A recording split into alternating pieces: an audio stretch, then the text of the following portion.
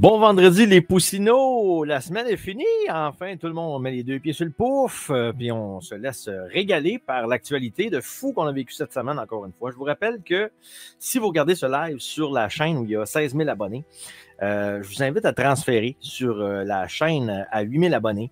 Donc, vous avez été nombreux à le faire. Vous avez été 148 à le faire avant-hier. Donc, merci beaucoup à tous ceux-là qui ont pris 2 secondes de leur temps pour traverser du côté moins obscur de la force.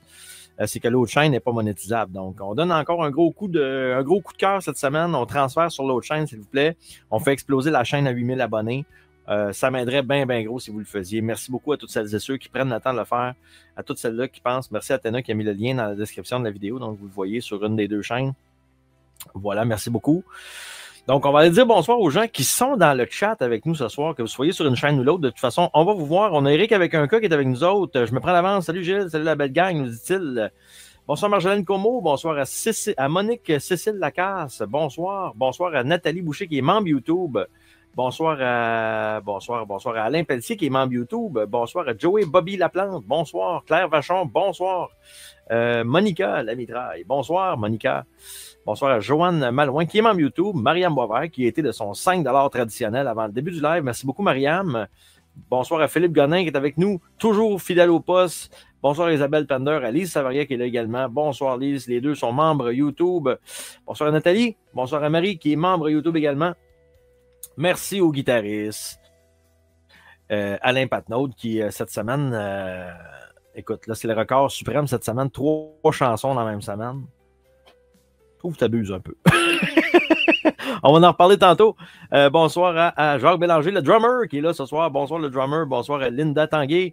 Bonsoir à Nancy qui est avec nous ce soir. Bonsoir Nancy. Louise Fontaine. Bonsoir à Téna qui est là. Bruno Parent. Bonsoir. Bonsoir à Marie-France Despatie qui est avec nous. Dan Piché. Bonsoir Dan. Je suis content que tu sois là. Salut à Guylaine Barre qui est là aussi. Marie-France, je l'ai nommé tantôt. Lightwave Seb, bonsoir Lightwave Seb, Claire Bergeron, Frank Radio TV Lab, bonsoir, Justicière 101, bonsoir, Jean-Jean, bonsoir, Audrey qui est avec nous ce soir, il y a donc du monde, Blow Your Mind, bonsoir, Jean-Claude Daigneault qui est avec nous ce soir, qui est membre YouTube, Claude Gagnon, bonsoir Claude, bonsoir à Bobby Bob, Matawi, Maxine qui est avec nous ce soir également.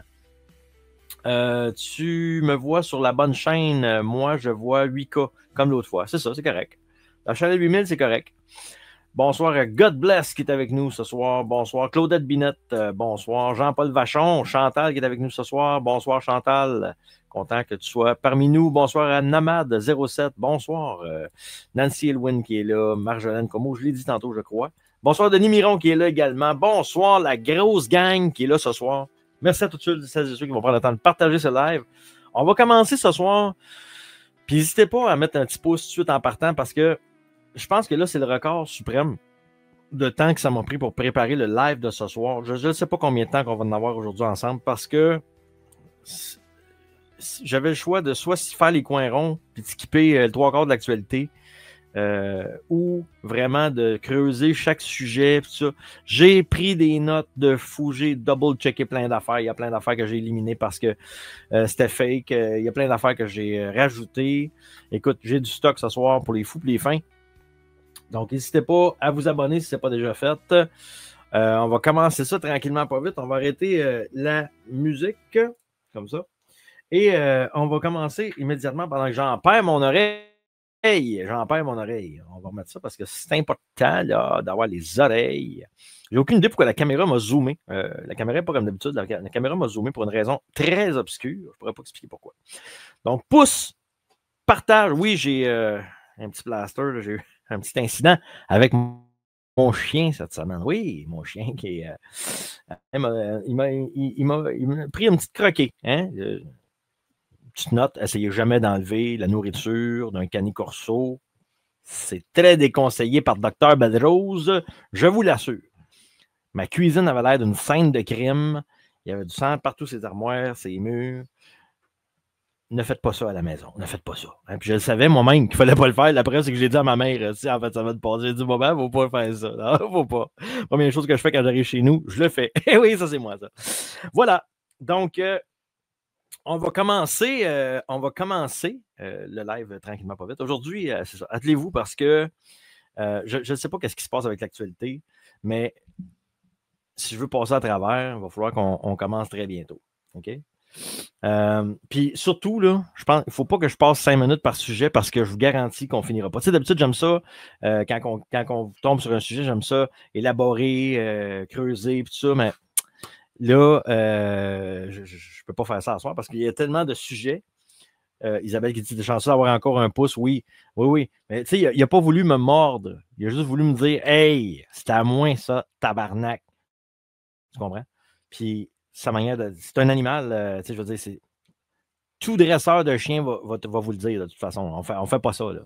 On fait pas ça. Un chien qui mange, un chien qui a quelque chose dans la bouche, c'est comme c'est comme si c'était son trophée ou quoi que ce soit. Faut pas aller y enlever ça, d'être dans la bouche. Puis oui, je suis chanceux d'avoir un pouce. Parce que s'il avait croqué ma main ou quoi que ce soit, là, si ça avait été. Il n'y a pas grand-chose dans un pouce, là. S'il m'avait croqué dans la main, sérieusement, je serais dans de beaux draps ce soir. Je serais dans de beaux draps. Aussi, comme je disais tantôt, ce soir, on a une nouvelle chanson à la fin du live. La chanson s'appelle La Dérive, qui sera la 7e chanson de l'album 10. Donc, si on obtient le sans-douille habituel, on va avoir ça ce soir, une autre chanson extraordinaire signée Alain Patnaud. Donc, merci Alain encore une fois, qui est extraordinaire avec 3 S. Toutes sortes de sujets qu'on va avoir à soir, qu'on va pouvoir discuter. Paul Saint-Pierre Plamondon, qui se fait coller toutes sortes d'étiquettes. Imagine-toi, Paul Saint-Pierre Plamondon qui se fait traiter de nazi. Ouais, on va regarder ça tantôt. Trump qui met fin aussi au Club Med dans l'armée. Donc, les petites tarlouses, ils vont pouvoir aller faire autre chose. On a Emmanuel Bilodeau aussi, que vous connaissez peut-être, Emmanuel Bilodeau qui avait joué entre autres dans le sketch show, qui a un discours proche de ce qu'on pourrait appeler complotiste. Oui, c'est ça, complotiste. C'était le terme scientifique que je cherchais. On va parler aussi du tout nouveau virus, le nouveau variant Frankenstein. On va en parler tantôt. Il y a aussi Horacio Arruda qui est de retour en poste. Oui, ce crosseur professionnel qui est de retour, chers amis. Luc Ferrandez qui l'échappe complètement en disant que les automobilistes ont trop de testostérone. Oui, il échappe complètement. Bernard Drinville aussi. On va avoir un petit segment avec Bernard Drinville qui est un flashback, dans le fond, qu'on va se rappeler un petit moment de radio qu'on avait vécu ensemble. On va voir aussi Dimitri qui perd complètement le Nord, perd complètement la carte. Mark Carney qui dépense en mongol, puis plein d'autres sujets. Donc, je vais commencer au lieu d'énumérer les sujets tout de suite parce que sinon, on ne finira jamais. C'est rien que pour vous mettre un petit peu l'eau à la bouffe. L'eau à la bouffe, oui. Voilà. Donc, on commence ça, chers amis. On va commencer ça slow motion un peu à soir avec Marine Le Pen. Oui, Marine Le Pen que j'aimais beaucoup pratiquement dans une autre vie. Tu sais, je l'aimais beaucoup à l'époque, tu sais, quand elle avait remis Anne-Marie Dussault à sa place là, en disant très bien, Madame la procureure, puis qu'est-ce que j'ai dit de diffamatoire, ou je ne sais plus trop quoi, qu'est-ce que j'ai dit de raciste, ou je ne sais pas trop quoi, puis là, Anne-Marie Dussault avait dit, je ne pose pas des questions, vous ne posez pas des questions, c'est moi qui pose des questions. Ah, ben là, ça marche de même. Moi, je l'aimais bien, Marine Le Pen, dans ce temps-là, on sait que c'est une femme qui est articulée, puis tout ça, une femme brillante, mais c'est pareil, comme le même syndrome que Éric Duhaime. Le gars, il est brillant, il sait ce qu'il fait, il sait ce qu'il dit. Pareil comme Pierre Poilievre. Pierre Poilievre aussi, c'est un gars qui est extrêmement brillant. Puis normalement, c'est le genre de gars qui devrait nous représenter. Mais j'ai l'impression que avec le temps, là, à les regarder aller, tous ces gens-là, j'ai l'impression que c'est des pions. J'ai pas loin de la certitude même que ces gens-là sont tous des pions.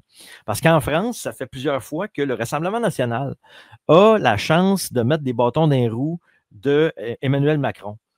Qui peuvent mettre. Le Rassemblement national, ils ont l'opportunité de mettre Emmanuel Macron dehors et ils ne le font pas. Donc, c'est.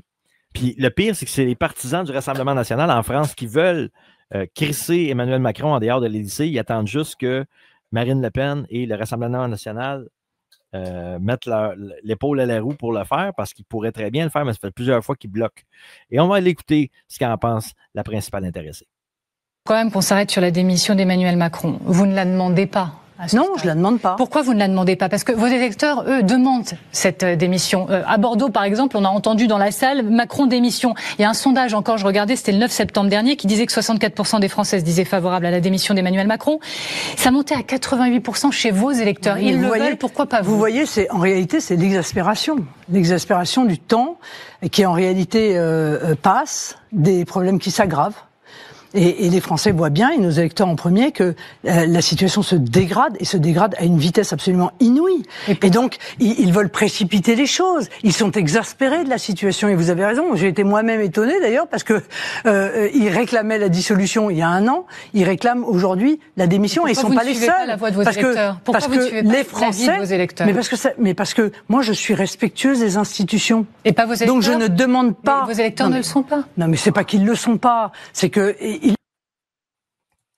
On va l'arrêter là. Sérieusement, comme je disais tantôt, c'est pas la première fois que ça arrive que le Rassemblement national font cette manœuvre-là pour faire échouer la manœuvre à la dernière minute. C'est vraiment pas la première fois qu'ils font le coup. Ça fait 2 ou 3 fois qu'ils ont l'opportunité de mettre Macron dehors. Puis Macron, il est dangereux là, présentement. Là. Je trouve que présentement, dans le monde, là, un des plus dangereux, présentement, des dirigeants les plus dangereux, c'est Emmanuel Macron. Le gars, il a complètement perdu la carte. Puis là, Marine Le Pen, elle se dit respectueuse des institutions, mais pas des électeurs. C'est ça que j'en conclus, c'est qu'elle respecte les institutions, donc on va garder Macron jusqu'au bout, mais elle se crisse de ses électeurs. C'est spécial, ça, comme concept. Franchement, je suis très déçu, mais même si j'ai plus beaucoup d'attentes, en fait. Très décevant de la part de Marine Le Pen qui décide de garder Emmanuel Macron jusqu'à la fin de son mandat. Autrement dit, ça veut dire qu'ils ne le mettront jamais dehors. Ils vont toujours changer le premier ministre. Puis voilà. Ils vont dissoudre l'Assemblée. Puis voilà. Ça va continuer ad vitam aeternam jusqu'à temps que Macron décide de partir une guerre. Oui, Marine Duhem. Oui, c'est bon ça. J'adore ça. J'adore ça. Donc, voilà. Donc, encore une fois, ça a pris... Donald Trump, cette semaine, ça a pris Donald Trump pour faire bouger les choses. Avec Donald, ça niaise pas. Donald Trump, lui, c'est quand il met la patte sur quelque chose, ça bouge. Là, présentement, il y a plusieurs pays qui sont en train de considérer le fait de déclarer le groupe Antifa comme un organisme terroriste. Hein? Pendant qu'ici, au Canada, bien entendu, on les protège. Nommez-moi un seul. Tu sais, là, Trump a déclaré que les Antifa étaient une organisation terroriste aux États-Unis. Vous avez vu ça passer, on en a parlé de toute façon la semaine passée. Je vous mets au défi. Peut-être qu'il y en a, mais j'en ai pas vu. Nommez-moi un seul journaliste qui a posé la question à Mark Carney s'il prévoyait en faire autant au Canada. Y a-t-il quelqu'un ici dans le chat à soir qui a entendu un journaliste demander à Mark Carney qu'est-ce qu'il compte à faire avec les Antifa au Canada? Vous avez remarqué, hein, c'est le silence radio. C'est le silence radio.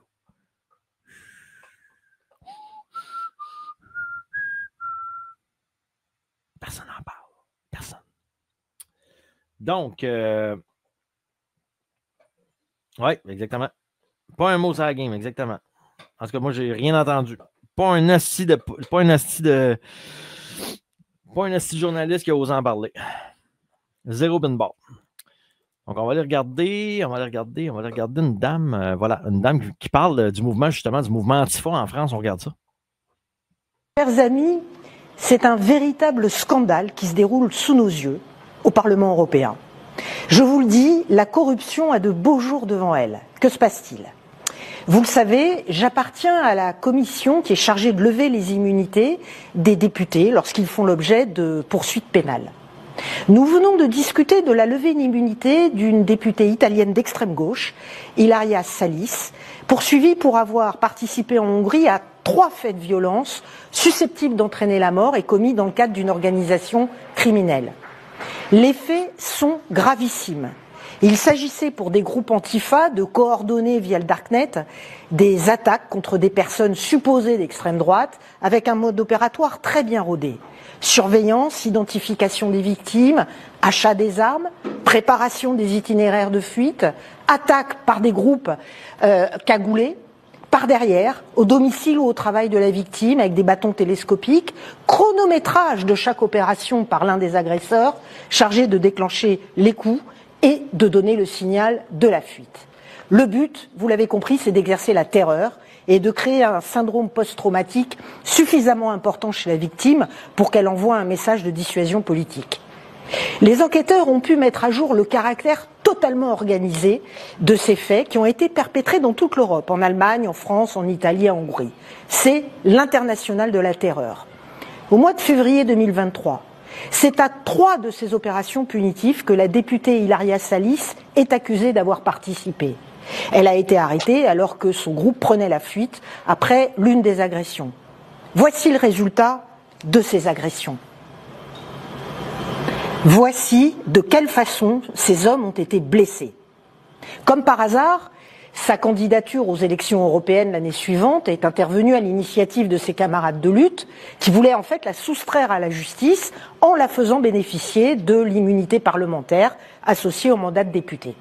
Eh bien, il faut que vous sachiez que la demande de levée d'immunité de cette députée a été rejetée par l'extrême gauche, par la gauche, par les Verts et par la droite. C'est un scandale absolu. Cela signifie que l'intéressé ne sera pas jugé le temps de son mandat. Cela signifie que les victimes seront privées d'un procès et d'une indemnisation. Et tout cela, les députés qui se sont opposés à la levée d'immunité n'en ont que faire, en réalité. C'est encore une énième tractation qui s'est déroulée entre la gauche et la droite. Sachez que la droite a accepté de couvrir cet élu d'extrême gauche contre le maintien de l'immunité d'un député issu de ses rangs. Donc, c'est pas chic ce qui se passe évidemment en France. Là, on sait que ça brasse. Donc, il se passe toujours des affaires pas clean. Donc, je lis vos commentaires depuis tantôt. Antifa, il n'y a pas plus facho. Ben oui, c'est des pro-femmes. D'ailleurs, on va en parler tantôt des antifascistes. On a justement un segment dédié à ça. Donc, merci à ceux qui prennent le temps de partager le live de ce soir. On booste ça, mesdames et messieurs. Il faut qu'on se rende à 500 ce soir. Il faut qu'on soit 500. On est présentement 239. Merci tout le monde de partager au maximum. On met un petit pouce.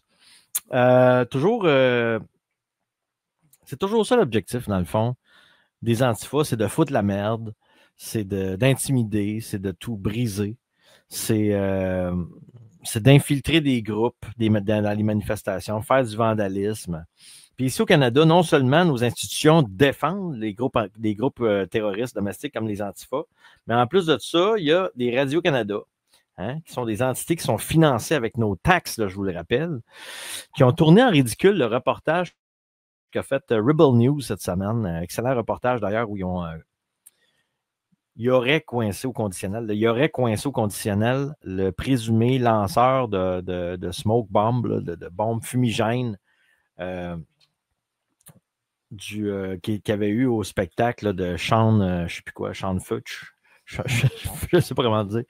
Mais il y a un assassiné couché dehors. Puis elle l'aurait coincé. Il aurait posé des questions, lui ne répondait pas. Puis à un moment donné, il y a des antifas qui sont arrivés qui l'ont attaqué. En Baie-Capitale. Donc, il était semi-organisé. Avec quelqu'un qui était prêt à se déployer. Fait qu'ils sont organisés, ces gens-là. Ces gens-là sont très, très, très organisés. Et Radio-Can, financé avec nos taxes, défendent le pourri. Défendre le pourri de Gabriel Lepage, oui, ça c'est le présumé lanceur de Smoke Bomb. Donc, Radio-Can, pas un mot sur le présumé lanceur de Smoke Bomb. Par contre, Rebel News passe largement dans le tordeur. Largement dans le tordeur. Imagine, c'est Rebel News qui devient, même selon la police, Rebel News devient le... Comment est-ce qu'on dit ça dans la harceleuse, c'est elle qui harcèle le gars qui lance des bombes dans les bombes fumigènes, on s'entend. Le présumé lanceur de bombes fumigènes dans une église. Donc, c'est quand même quelque chose, là. C'est quand même quelque chose. Que la police soit du côté... Ils n'ont jamais posé une question, ils n'ont jamais arrêté personne. C'est Rebel News qui est fautif dans ce dossier-là. Ils ont tourné, puis là, on l'a vu spinner à Radio-Can. Vous allez voir ça, ça ne sert à rien, je présente ça ce soir. Là. Ils ont carrément tourné en ridicule Alexa Lavoie. Il rit pendant le reportage, puis tous autres trouvent ça bien drôle. Hein? C'est très, très drôle. Et nous autres, on a donné 150 millions de dollars pour ça. Avec l'élection de Mark Carney, la condition, c'est qu'on donne 150 millions à Radio-Can puis à CBC. Ils n'ont jamais... À Radio-Can, puis même à TVA, là, ils n'ont jamais une crise de bonnes nouvelles politiques à annoncer. Juste pour le fun, c'est à soir dans le chat, là, on va faire un jeu collectif à soir pour le fun. Tout le monde ensemble, là, je vous lance un défi. OK? On est présentement 253 dans le chat. Là. Dites-moi à quand remonte votre dernière bonne nouvelle politique québécoise ou fédérale? Une. Disons dans les 10 dernières années. Écrivez-moi juste une. Je vous lance ce défi-là. De m'écrire une seule bonne nouvelle que vous avez entendue dans les médias de masse dans les 10 dernières années. C'est quand la dernière? Quelque chose de positif là, qui vous a redonné un petit peu d'espoir. Là. Puis là, dites-moi pas quand Justin Trudeau est parti, tabarnak, on a eu Mark Carney en échange. Là.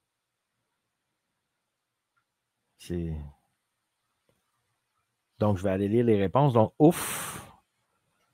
Je m'en rappelle pas.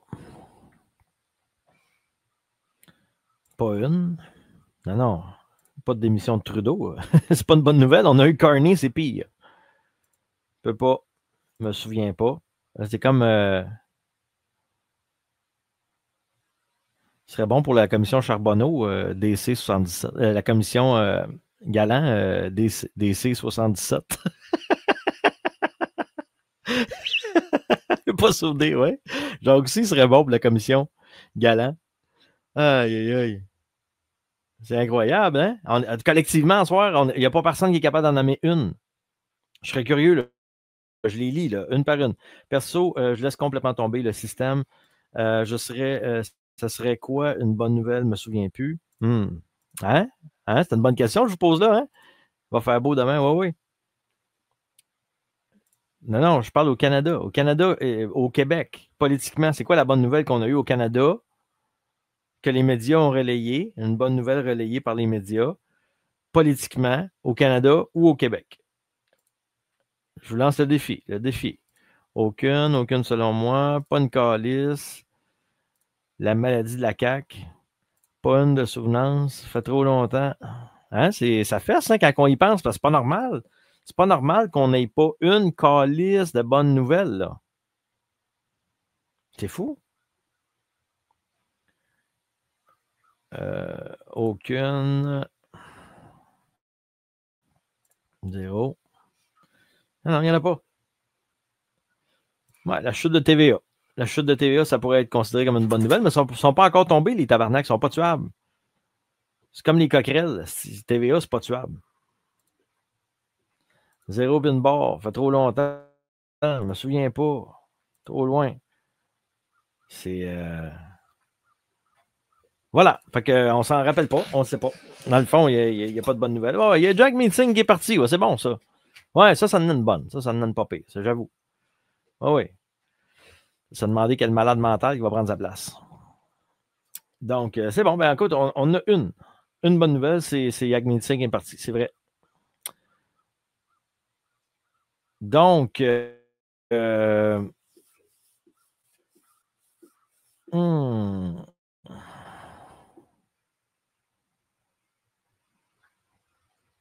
voilà. Donc, on va continuer. Ginette qui dit, je suis tellement démotivé pour le moment.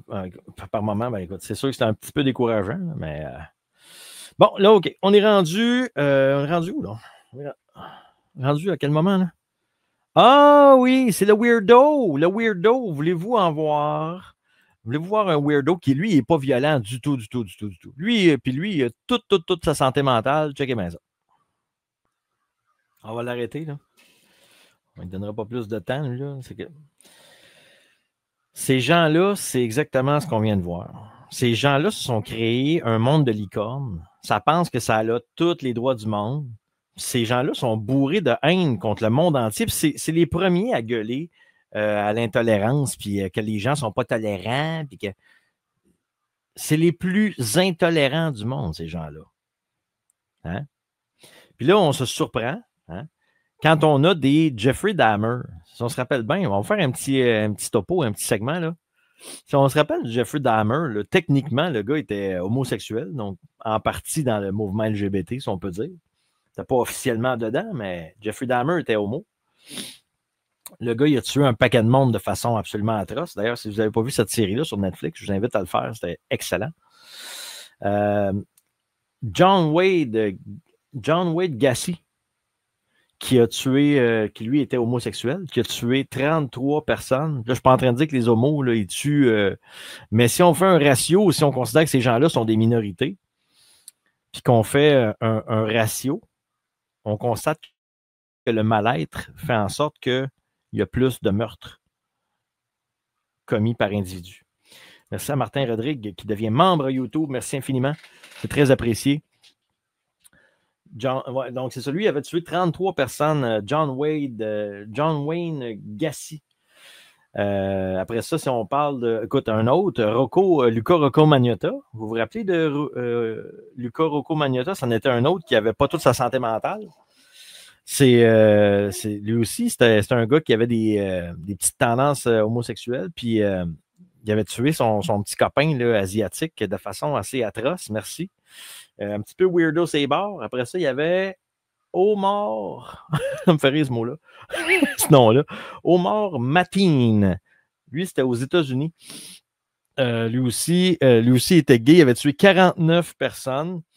Après ça, excusez, j'ai là. Sam Nordquist, qui était un membre officiel de la communauté LGBTQ+, moins divisé par 3. Lui, il s'affirme, puis il s'affichait là, à 100%. Aidan Hale, qui, lui, c'était une fille. Non, un peu. Elle, ça devient mêlant. Ça, c'était une fille trans qui se prenait pour un gars. Je ne me trompe pas, une affaire la même, en tout cas. Puis lui ou elle, en tout cas, cette affaire-là, ça a massacré, on va dire ça, là. Ça a massacré plein de gens dans une école, dont il y avait-tu des enfants, je pense que oui. Je ne relirai pas le texte au complet. Là. Mais non, c'était 6 personnes. Il avait tué 6 personnes. Puis ça, c'est récent, cette affaire-là. Il me semble que c'est une affaire comme c'est le 27 août passé, ça. Ça fait moins d'un mois, cette histoire-là. Après ça, Anderson Lee Aldish. On disait sinon couché dehors. Fusillade au Club Q, au Club Q au Colorado. En novembre 2022, lui, il s'identifie comme étant un non-binaire. Après ça, Robin M., Westman, en 2025, lui, a attaqué une église. Il a fait plusieurs victimes, dont c'est lui qui a tué plusieurs enfants. Et celui-là, c'est un trans. Écoute, la liste est longue comme mon bras. Oui. Puis Radio-Canada, ils ont cité une étude. Hein, après, si vous vous rappelez bien, après l'assassinat de Charlie Kirk, je ne sais pas si vous vous rappelez, je l'avais cité ça ici à Games and Roses, je l'avais cité cette étude-là. Radio-Canada avait cité que aux États-Unis, il y avait 100 meurtres de gens de droite, d'extrême droite, qu'eux autres disent, par rapport à un seul meurtre provenant de quelqu'un d'extrême gauche. Évidemment, cette étude-là est complètement fausse, puis elle a été créée par un groupe d'extrême gauche. Donc, c'est sûr et certain qu'eux autres, ils prônent pour leur paroisse, c'est bien entendu. Puis tout ça, bien entendu, a été relayé. Toute cette fausse vérité a été relayée par Bérard! Oui! Les disciples de Bérard qui avalent n'importe quoi, sans se renseigner, bien entendu. Et au grand plaisir de Jean-Claude, d'ailleurs. Donc, ceux qui se promènent avec des petits drapeaux arc-en-ciel, là, méfiez-vous parce que ces gens-là sont les pires haineux et ils revendiquent la tolérance. Donc, on n'est pas sorti du bois en tarnac. Donc, tiens, tant qu'à parler de Bérard, oui, on va s'en débarrasser tout de suite de ça. Encore une fois, Bérard est tombé dans le piège de la facilité intellectuelle. Il est très bon là-dedans.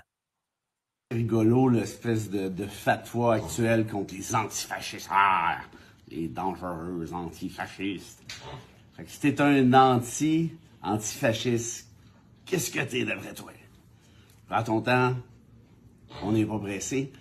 Puis en attendant, pour aider ta réflexion, je suggère la petite vidéo suivante. Ce serait peut-être une idée de vendre des chandails comme ça au Québec. Je pense qu'on pourrait faire beaucoup de fric. Salut. We're here outside the Trump rally, and we're finding a lot of people Screw Antifa, I'm pro-fa. who hate Antifa. They're so anti, they are pro-fa. They're pro-fascist. Get your pro-fa shirts. Screw Antifa. I'm a pro-fan Trump. Pro-fa. Pro-fa. You're so anti-Antifa, Right. you're pro-fa. Screw Antifa, I'm pro. I'm Trump. Trump, right? They're only like $20. Pro-fa, right? Well, I'm the one that started the lock her up chants, and nobody else was. Donc là, Bérard, il n'a pas compris que choisir Antifa, c'était une stratégie. Le mot Antifa qu'ils ont choisi, c'était complètement stratégique. Puis qu'en faisant ça, en choisissant le terme Antifa autoproclamé, eux autres, ils allaient discréditer, décrédibiliser tous leurs opposants en faisant ça. C'est sûr et certain, parce que si tu n'es pas de facto, là, si de facto, tu n'es pas Antifa, par définition, tu es pro-fasciste. Hein? Donc, si ceux qui s'autoproclament Antifa sont eux-mêmes fascistes, là, soit dit en passant, comment doit-on qualifier Bérard? Hein? Comment est-ce qu'on doit qualifier Bérard? Combien est-ce qu'on doit qualifier les gens? Bérard, même plus la neurone. La neurone qui l'empêche de chier à terre, oui. Joanne Malouin, $10. Merci beaucoup, Joanne. Très apprécié. Merci beaucoup, Joanne.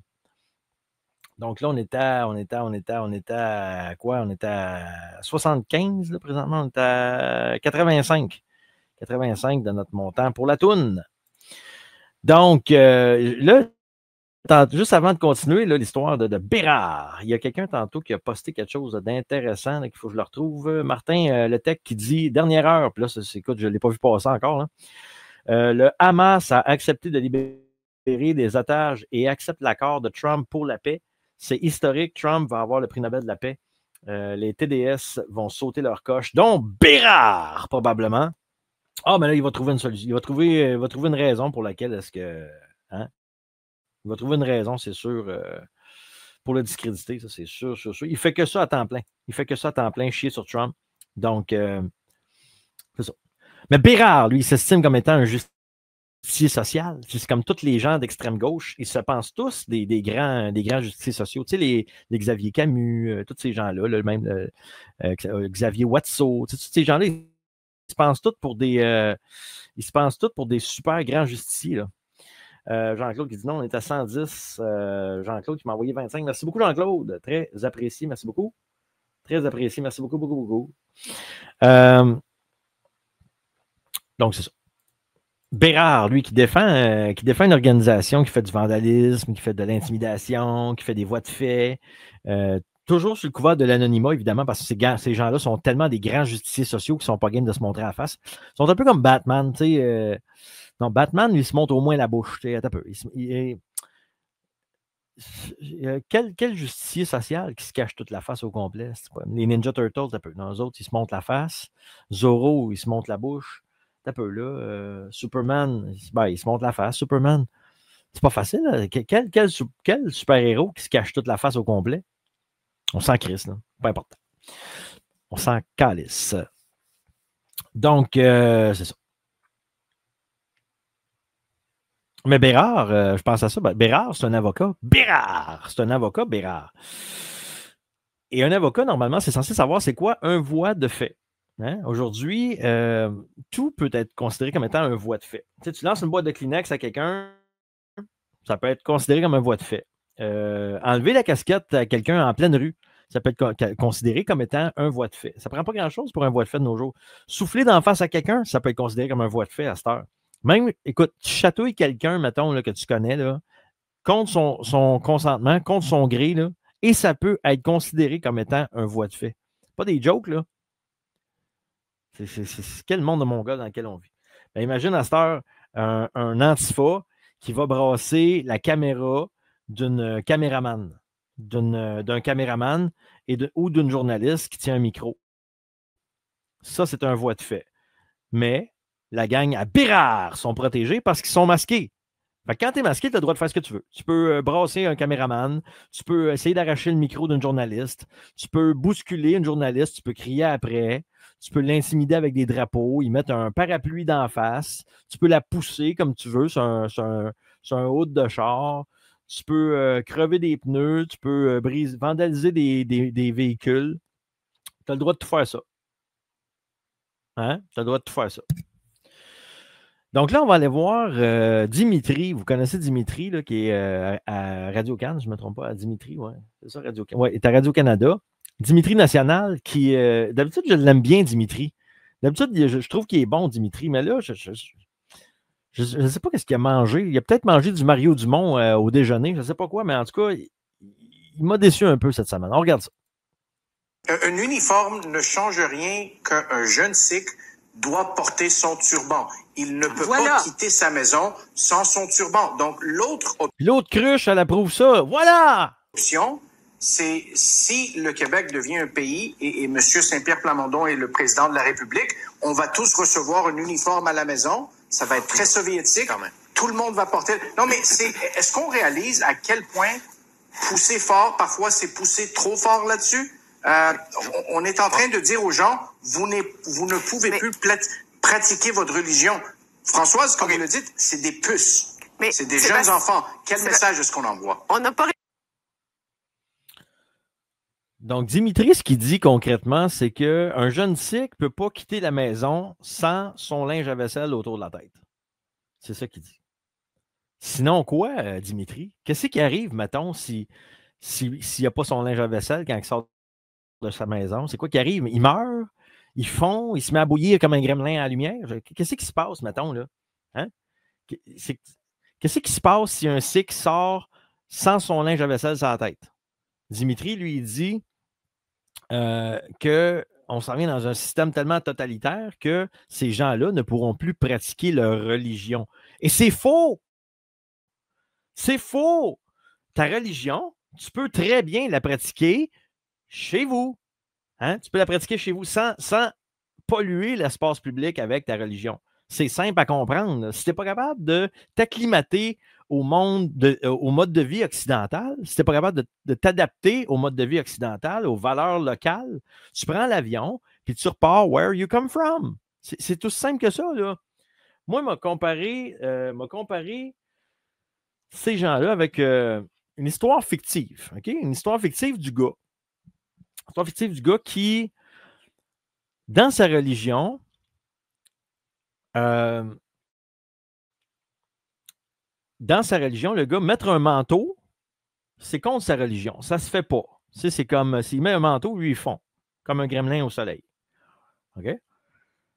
Lui, son ami imaginaire dans le ciel, il dit que sa tenue, en tout temps, il faut qu'il porte une soutane. Hein? C'est ça que son ami imaginaire dans le ciel, il a dit. À travers un livre qui a été modifié à travers les années au point que lui, il lit ça, puis bon, il prend ça pour du cash.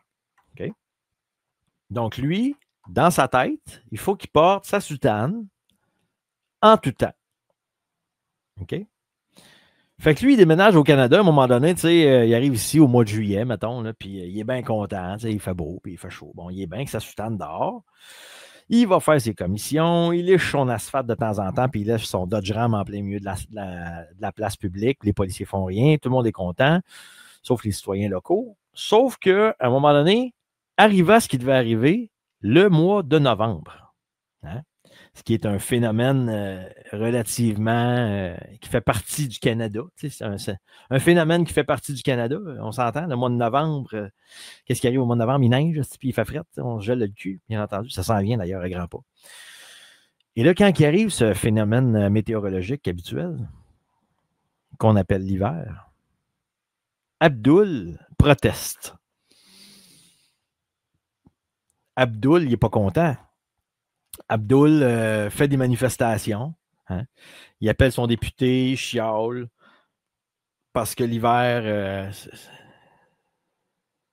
ça va contre sa religion. Puis l'hiver fait en sorte qu'il est obligé de porter un manteau. Puis porter un manteau, c'est contre sa religion parce que son Dieu imaginaire dans le ciel, il a dit qu'il fallait qu'il porte une soutane en tout temps. Puis il ne peut pas l'enlever, là. Jusqu'au jour où Abdul se rend compte que dans ce pays-là, c'est de même que ça marche. Hein? Pour éviter l'humiliation de devoir porter un manteau d'hiver, si Abdul va devoir rentrer dans son pays plein de problèmes, ou peut-être qu'il va se faire même tuer, parce que ces pays-là sont loadés de troubles. Hein? Et tout ça pour avoir le droit de porter sa soutane même en hiver. C'est beau, hein? C'est de la poésie. C'est un peu cave, ce que je viens de vous dire là comme histoire, mais c'est exactement de même que je le vois, moi. Ces gens-là quittent un pays plein de problèmes, arrivent ici et importent les problèmes de leur pays. Et si tu oses pointer du doigt, comme je le fais présentement, tu te fais accuser immédiatement de raciste, de nazi, de tout ce que tu veux.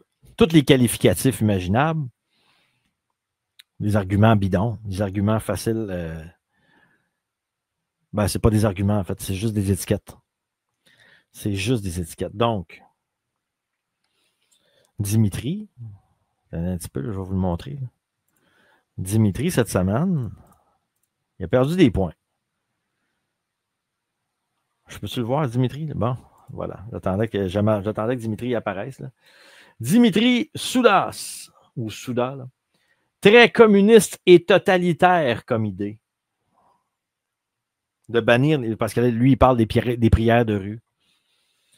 Ah, c'est communiste à empêcher les prières de rue, c'est communiste à fond. Là. C'est incroyable. Donc, moi, j'ai souvent aimé son contenu à Dimitri, mais là, je trouve qu'il échappe sur un assistant. Là. Donc là, maintenant, on va aller voir Mark Carney. Mark Carney, lui, il dépense. Il dépense. Mark Carney, il fait du trou, on le voit, là, il n'arrête pas, là. Même si on est en récession, il dépense. Si vous trouviez que Justin Trudeau dépensait comme un asti de mongol, si vous trouviez qu'il n'était pas assez transparent avec les dépenses, si vous trouviez qu'il abusait, j'ai des petites nouvelles pour vous autres. C'était Mark Carney qui était derrière et qui faisait des suggestions, des propositions, qui conseillait Justin Trudeau à faire ces dépenses-là. Et lui, maintenant qu'il il est à la barre du pays, contre toute attente, après 10 années de destruction du Canada par le Parti libéral, on se rend compte aujourd'hui que finalement, Justin Trudeau, il était économe en tabarnak. On lit ça ensemble. Charles III, l'invitation au roi de Mark Carney a coûté plus de 1,3 million de dollars aux contribuables pour un séjour de moins de 24 heures. Bon, avant que j'explique ça, avant que j'explique un peu plus, je tiens à dire que moi, puis je parle en mon nom, je ne peux pas parler pour vous autres, je peux juste vous dire, moi, le roi Charles III, là, je m'en calisse. Je me calisse de sa grand-mère, je me crisse de son chien, de sa chèvre, peu importe, je m'en calisse. Je me calisse de la monarchie. Tu sais, la monarchie, là, c'est du monde qui vont aux toilettes pareil comme vous autres puis moi. Là. Moi, ce qui m'intéresse, c'est de savoir combien je vais devoir payer à la fin de l'année. Moi, c'est ça qui m'intéresse. Tu sais, pour essayer de patcher l'incompétence de, justement, nos élus, Carney et Trudeau. C'est ça qu'on essaie de faire à longueur d'année. Le reste, moi, je m'en calisse, là. Puis dans une période de récession, normalement, présentement, on accepte collectivement que le premier ministre le plus dépensier de toute l'histoire du Canada, c'est quand même quelque chose, parce qu'on a eu des dépensiers, mais là, lui, c'est vraiment le bout de la merde, que ce gars-là paye 1,3 million de dollars pour qu'un vieux bonhomme vienne rendre hommage aux soldats canadiens, qui on salue en passant, merci pour vos efforts, pendant la Deuxième Guerre mondiale. Ces gens-là sont quand même décédés pour la Deuxième Guerre mondiale. Mais est-ce que c'était vraiment la question que tout dirigeant devrait se poser, en fait, là? C'est est-ce que c'était vraiment nécessaire? La réponse, c'est non. C'était pas vraiment nécessaire. C'était pas une obligation. C'était pas... C'était pas indispensable. Là. On parle quand même de 1,3 million de dollars. C'est-tu nécessaire? Les 70 000 $ de repas qui ont servi à 258 personnes qui avaient lors de cet événement-là. Ce n'est pas vous autres qui en bénéficiez, c'est pas moi qui vais en bénéficier. Ça, c'est sans compter les milliards qu'ils envoient en Afrique. Pour rien, que nous autres, on ne bénéficiera jamais, mais qu'on paye quand même collectivement. Moi, je pense qu'on aurait pu mettre cet événement-là dans la catégorie du « on aurait pu s'en passer ». Moi, j'aurais pu mettre ça dans cette catégorie-là. La question que je me pose, la question qu'on devrait tous se poser collectivement, autant vous, autant les normies, autant les gens qui ne m'aiment pas, autant ceux-là qui n'ont rien vu pendant la pandémie, tout le monde collectivement, tout le Canada, tout le Québec, la question qu'on devrait se poser, c'est pourquoi est-ce qu'on continue de payer des impôts si ces gens-là sont censés, ces gens-là qui sont censés nous servir, en ont trop d'argent. Ils ont trop de cash. Pour faire des événements comme ça, c'est forcément qu'ils ont trop de cash, qu'ils sont en crise de la dette. Présentement, le Canada là, serait dans le trou de 600 milliards de dollars. Puis nous autres, on fait venir le roi Charles, qui vient écraser son cul sur une chaise pour dire merci aux soldats de la Deuxième Guerre mondiale, merci beaucoup. Il aurait pu faire ça par Zoom. Je ne sais pas, il devait y avoir une solution. Là. On est en 2020. Il aurait pu avoir une solution, je suis convaincu. Là. Hein? Ben non. Eux autres, ils ont dit, tiens, on va faire venir le roi Charles. Ça coûte juste 1,3 million de dollars. Comme Legault qui se dit, tiens, on va investir dans les éoliennes, malgré le fait que Trump vient de dire que c'est de la merde, que ça coûte une fortune à entretenir, que ça tue des oiseaux, que c'est pas si vert que ça coûte que c'est extrêmement... ça fait baisser la valeur des maisons, que ça fait ci, ça fait ça. C'est que du négatif. Legault lui tient. On va investir dans les éoliennes. Hein, Legault? On va mettre 700 millions de dollars dans Nordvolt. Yeah! On va mettre 227 millions de dollars dans Lyon électrique. Ouais, ça, c'est mes chums, ça, Lyon électrique, mes chums. Hein? On va mettre 870 millions de dollars pour le toit du stade olympique. Ouais. Ça, c'est primordial en tabarnak. Ouais, mais M. Legault, on n'a même pas d'équipe de baseball. Ta gueule! Ça crisse. On va investir, là, un petit 20 millions pour le panier bleu. Yeah. Donc, je vous repose la question. S'il y a trop d'argent, pour quelle raison qu'on continue de payer des impôts? Allô? Allô? Allô? Allô? S'ils ont trop d'argent, pourquoi qu'on continue de payer des impôts? Pourquoi qu'on continue de payer des impôts? C'est qui a le gros bout du bâton? Techniquement, c'est le peuple. Hein?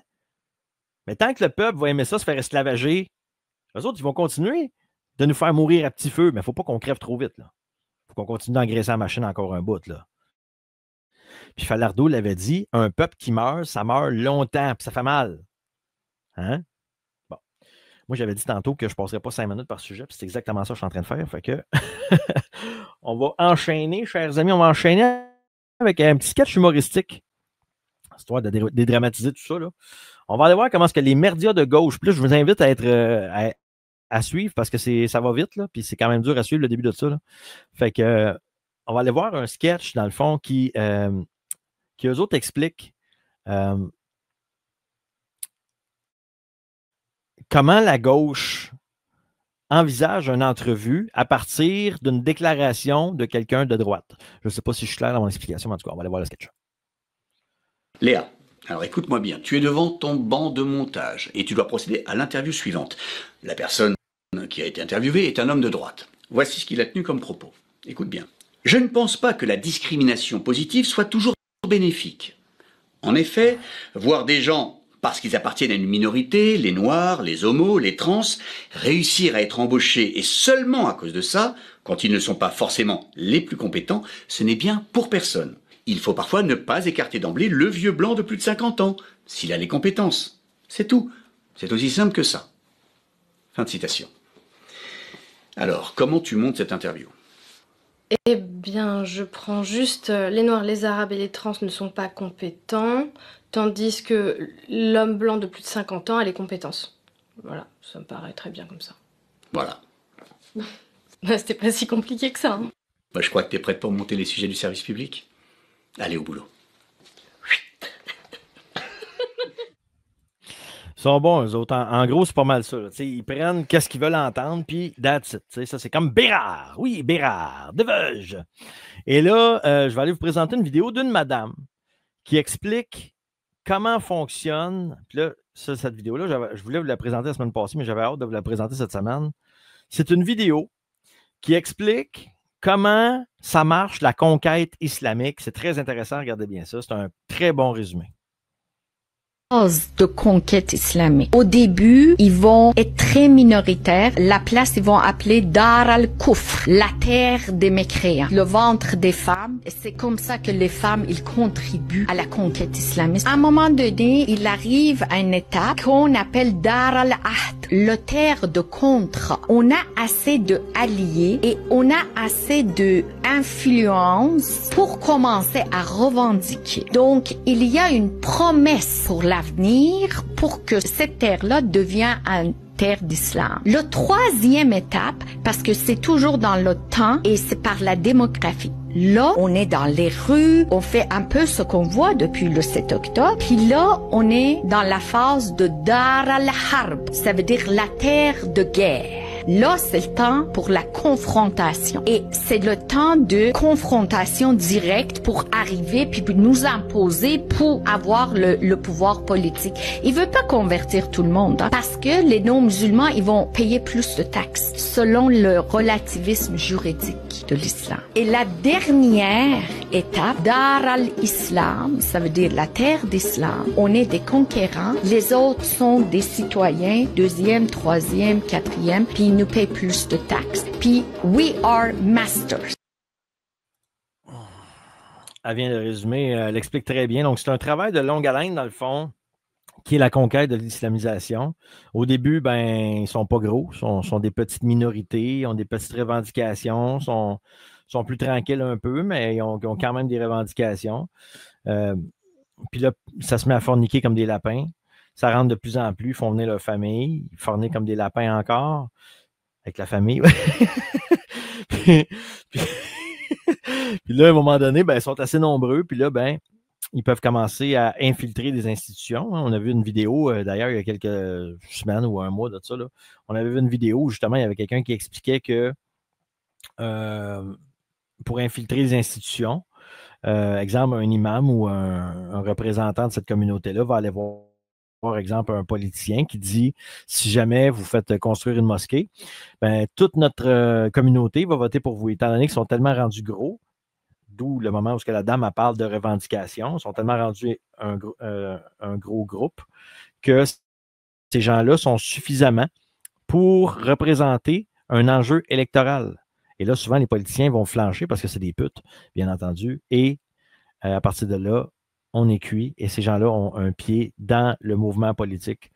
Donc, souvent, ils se ramassent avec leur mosquée, ils ont tout ce qu'ils veulent.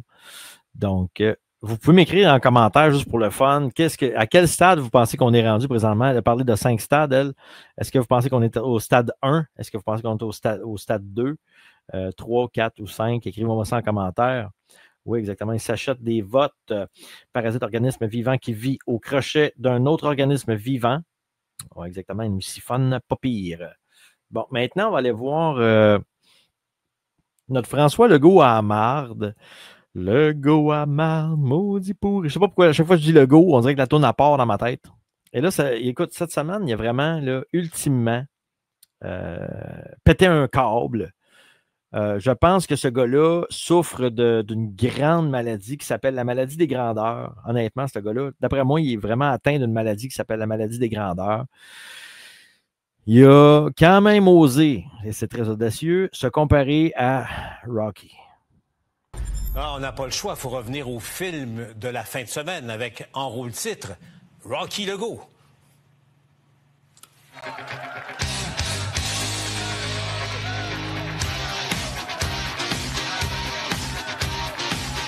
C'était son choix de se comparer au célèbre Rocky. Un mot, Elsie, comment tu as trouvé la comparaison rapidement? Ah, ben c'est intéressant.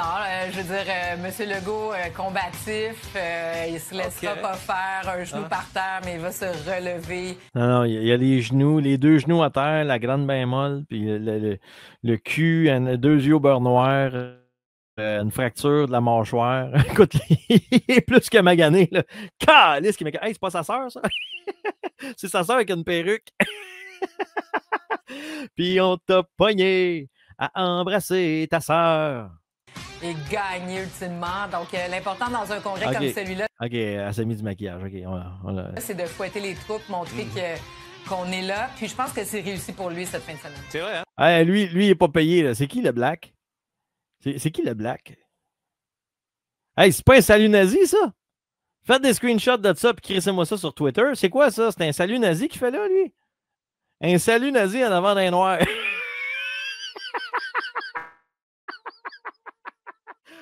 Clippez-moi cette bout-là. Clippez-moi cette bout-là. Quand c'est ça partout. Là, on vient, j'avais pas remarqué. François Legault qui fait un salut nazi en avant d'un noir. C'est un nazi, c'est un SS. Il est où, Bérard? Hein, Bérard, c'est quoi ça? Hein? C'est quoi ça? Vous êtes où, les justiciers de ce monde? Hein? Votre premier ministre que vous défendiez, qui était tellement bon pendant la COVID-19, là, il fait un salut nazi en avant d'un noir. Qui l'applaudit. Oh ben là, tabarnak, ça fait ma soirée. Honnêtement, je l'avais même pas vu. J'ai fait pause au bord. Aïe, aïe, aïe. Wow. Wow. Je l'avais pas vu, ça. Je l'avais pas marqué. Aïe, aïe, aïe, aïe, aïe, aïe, aïe, aïe, aïe. Oh, ça, c'est drôle, en tabarnak. Tu sais, des fois, il y a des moments de même.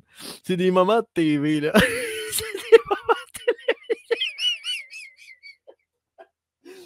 Je sais que le Black en arrière, il est comme... Mais qu'est-ce qu'il fait là, lui? Qu'est-ce qu'il fait là, lui? Et il fait un salut nazi. C'est pas très beau.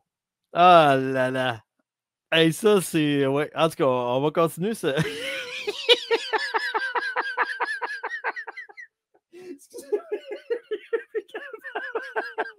C'était cœur, hein? On continue. Moi, c'est drôle, quand je pense à Rocky 1, c'est pas à la chanson thème que je pense en premier. C'est plutôt, je sais pas pour vous, là, mais c'est plutôt à cette scène-ci.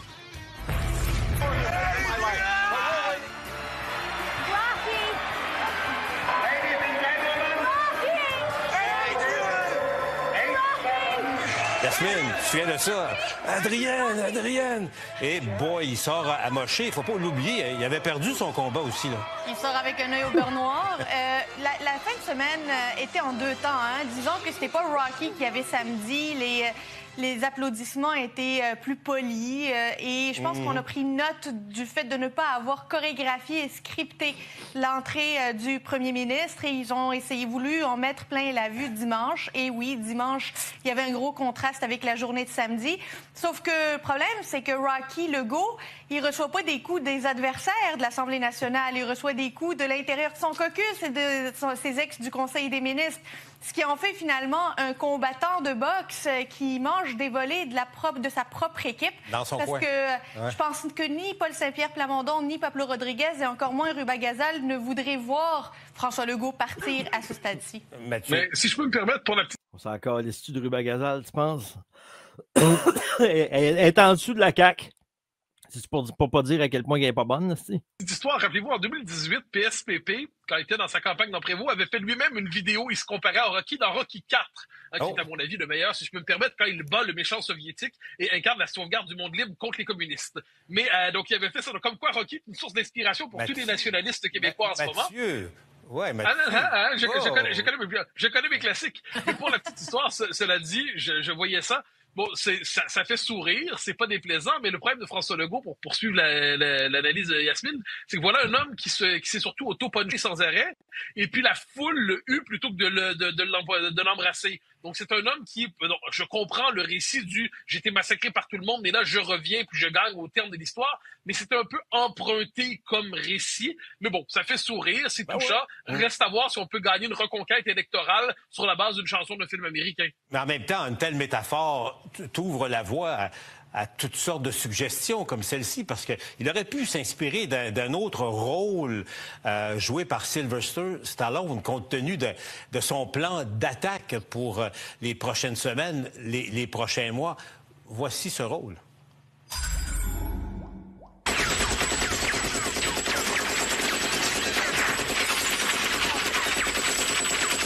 ben, Yasmine, tu trouves pas, on tire sur tout ce qui bouge, les syndicats, les médecins, la bureaucratie, ah ouais.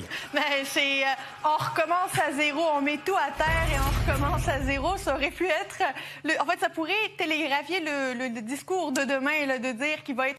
Ils ont donc bien du fun. Ils s'amusent, il y a du fun.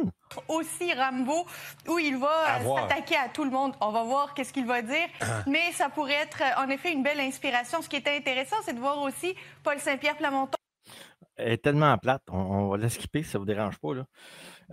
Jean-Claude, ça fait 2-3 fois qu'il me demande où c'est qu'on en est rendu avec le décompte pour la toune. Là, c'est parce qu'il faut que je vais regarder ça, voir où est-ce qu'on en est rendu. Donnez-moi une seconde. Il va falloir que je vérifie ici.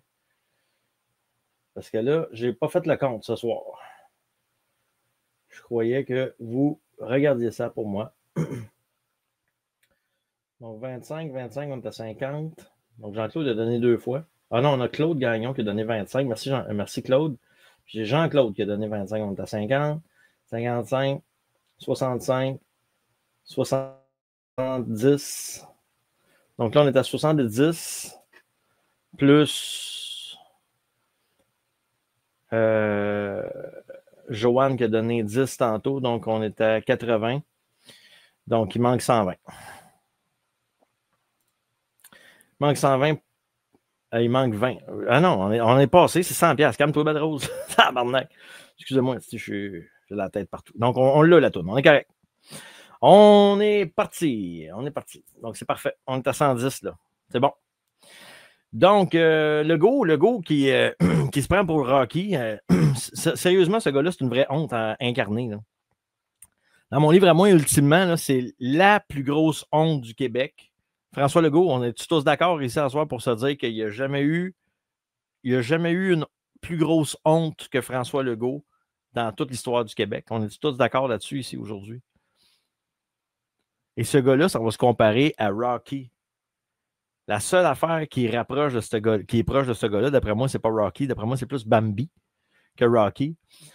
Et maintenant, on va aller, merci beaucoup à Lise Chabot qui offre 20 douleurs. Merci beaucoup, Lise. Très apprécié. On va aller rejoindre maintenant notre Abdoul du jour. Oui, parce que dans l'actualité, on a souvent un Abdoul du jour. Et le gars, je comprends pas ce qui se passe présentement. Le gars, il serait même pas capable de chauffer un tracteur à gazon. Puis, on met entre ses mains un 10 roues. Checkez qu'est-ce que ça donne. Tabarnak! Tabarnak! Si tu fais là! Si bois, tu l'as jacket, esti! As-tu ton permis de conduire? Calisse! Tu fais dur en tabarnak! T'es garanti, moi! Allez avoir ton permis! Esti de béret! Esti de béret! Ben oui, parce qu'il a bloqué le chemin, lui, là. Ah! C'est incroyable. Sacré Abdoul. Hein? Bon, maintenant, j'aimerais ça jaser. Ou plutôt, j'aimerais ça qu'on aille voir un des plus grands Québécois qu'on a eu ici, chez nous, au Québec. Et ce Québécois-là en question, que j'estime comme étant un des plus grands qu'on a eu ici au Québec, va nous expliquer, en gros, comment fonctionnent les médias, toujours très, très, très en avance sur son époque. Pierre Falardeau. Tu sais, c'est pas des... Il n'y a pas de complot, tu sais, puis le boss, comment il s'appelle? Paul Desmarais, il appelle pas tous les jours pour dire, là, tu sais, mais il suffit juste, t'engages le bon monde, puis il n'y a pas de problème, tu sais, t'engages le petit Dubuc, t'es sûr que t'auras pas de problème, ça marche droite, ça, il l'a prouvé, il pense, on sait comment il pense, tu sais, le petit Pratt... Un peu plus jeune, il avait fait une connerie là, quand il avait dénoncé Power Corporation. Ils l'ont puni. Il a arrêté d'écrire pendant quelques mois. Après ça, il est revenu. Là, il avait compris. Depuis ce temps-là, il marche droit. À chaque fois, c'est toujours... Je trouve ça fascinant, les gens de la presse, là, Pratt, tout ça. Là, comment... Tu sais, des fois, tu te dis, ils vont pas descendre si bas que ça. Mais ils descendent. Puis ils vont. Puis c'est toujours... tu sais, On ramasse des miettes, c'est toujours une immense victoire politique, tu sais, le fédéralisme d'ouverture. Tu sais, bon, tu sais, bon, pour comprendre comment fonctionnent les journaux, première affaire, c'est de savoir à qui ça appartient. C'est simple, c'est pas compliqué. Alors, la presse, ça appartient à Power Corporation, Paul Desmarais. C'est lui qui était marié, c'est qui? C'est ça? La fille chrétien, mariée avec le Desmarais, tout ça. T'sais. C'est lui qui nomme les premiers ministres du Québec comme du Canada. C'est gros comme une montagne, ce que ça défend.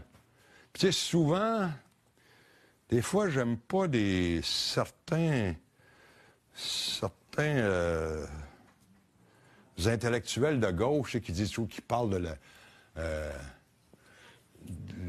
la business de l'information, puis ils font du cash. Pour Paul Desmarais, je pense le but premier, c'est pas de faire du cash, c'est d'avoir un instrument de contrôle idéologique. Quand même qu'il perdrait de l'argent, il n'a rien à cirer. Mais c'est pour ça que dans l'histoire, la CIA a financé des journaux, des journalistes en Europe, en Amérique latine, partout. C'est pas des caves, l'autre bord. Mais c'est ça, c'est l'ABC de la politique, de savoir quel journal défend quoi. Puis... Là, je veux juste faire une pause. Ma vidéo a sauté sur la chaîne principale de Games and Roses. Probablement pour le malade mental avec les couteaux. Honnêtement, j'avais hésité à le passer. Mais là, j'ai l'impression que ça a sauté. Ça a définitivement sauté. Je vais juste regarder, là. Oui, exactement. Donc, c'est à cause du malade mental avec les couteaux, j'en suis convaincu. Donc, écoute, c'est probablement une question de temps, mais que celle-là saute aussi. Fait que si jamais ça saute, je ne sais pas trop quoi faire. Là. Hey, ce serait vraiment plate parce que j'ai tellement de travail là-dedans. Wow! En tout cas, là, est-ce que cette vidéo-là est encore bonne? Je pense qu'elle est encore active sur la deuxième chaîne de Games and Roses. Je pense qu'elle est encore active sur la deuxième chaîne. Donc, je ne sais pas pourquoi que ça a sauté, mais ce sont tous des salopards. Je vais surveiller ça en tout cas, là, parce que ça faisait longtemps que ça ne m'était pas arrivé. Tu sais, Radio-Canada, à quoi ça... ça appartient au gouvernement fédéral. Donc, c'est là pour servir de courroie. Juste servir de courroie de transmission. Puis des fois, quand tu... Moi, ce qui me fascine de la TV, c'est que si tu mets l'éclairage sur elle, mais tu ne la mets pas sur lui. Puis si tu le mets sur lui, mais tu ne la mets pas sur elle. T'sais, de sorte que présentement, le Québec, on dirait à la TV que ça n'existe plus. C'est juste le gouvernement fédéral, tous les soirs, puis il analyse, puis Puis même si c'est pas tordu, il occupe la place. Tous les soirs, il fait des analyses, puis dans les journaux, tu sais, ouais, tu sais, regarde la fille dans Le Devoir, là, Chantal. Chantal Hébert, tu sais, c'est une franco-ontarienne, elle pense en minoritaire, puis elle nous parle de la politique comme de... tu sais, moi, c'est pas ce que j'attends d'analyse politique. Les autres, ils parlent de ça, c'est des petits chicanes de libéraux, de conservateurs, là, des choses...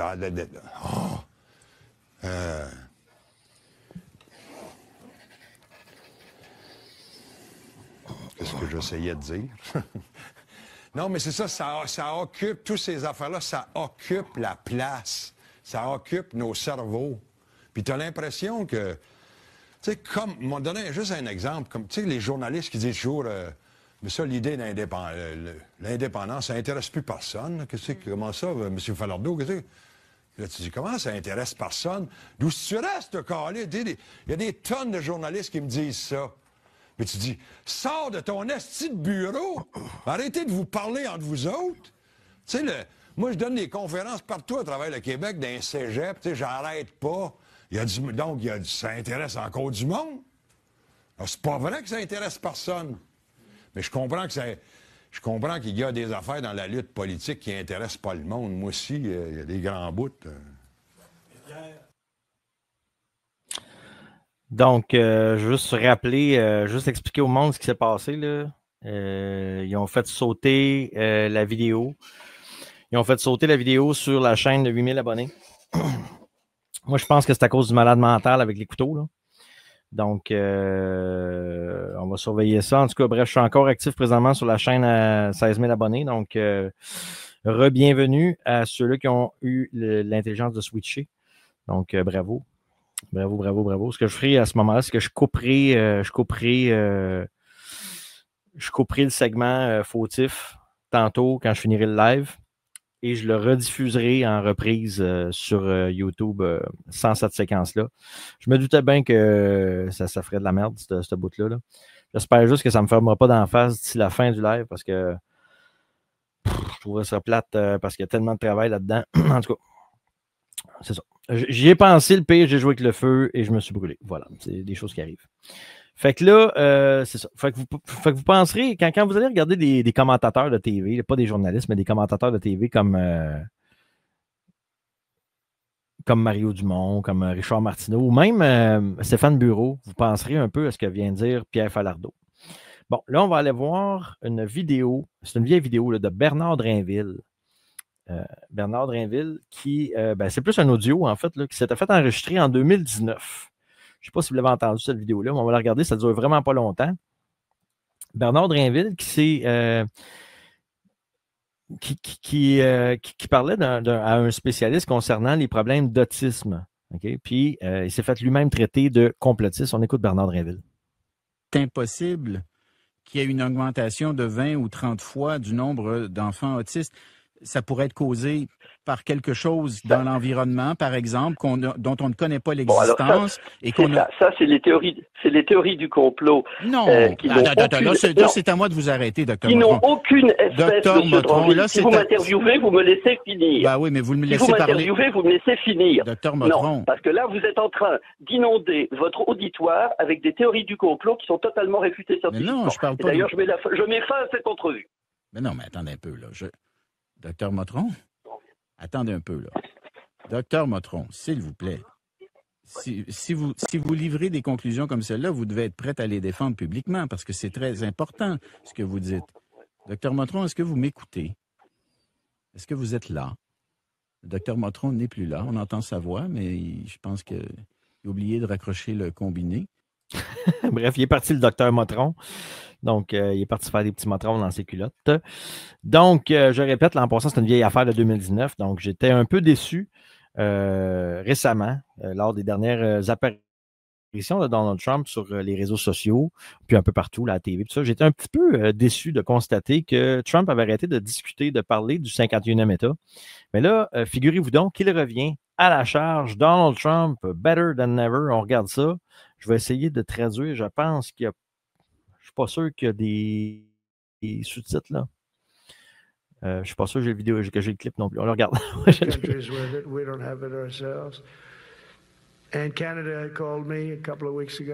Bon, le Canada m'a appelé une couple de jours passés. Il voulait en faire partie. Puis je ne sais pas pour quelle raison est-ce qu'il dit ça, puisque le segment commence trop tôt. Là, je ne sais pas exactement de quoi il parle. To which I said, well, why don't you just join our country? You become 51. Et pour quelle raison que vous ne rejoindriez pas notre pays à la place puis que vous ne deviendrez pas le 51e État? The 51st state, and you get it for free. Et vous l'auriez pour gratuit, mais je ne sais pas pourquoi se faire qu'il dit ça, vu que je n'ai pas le début du clip.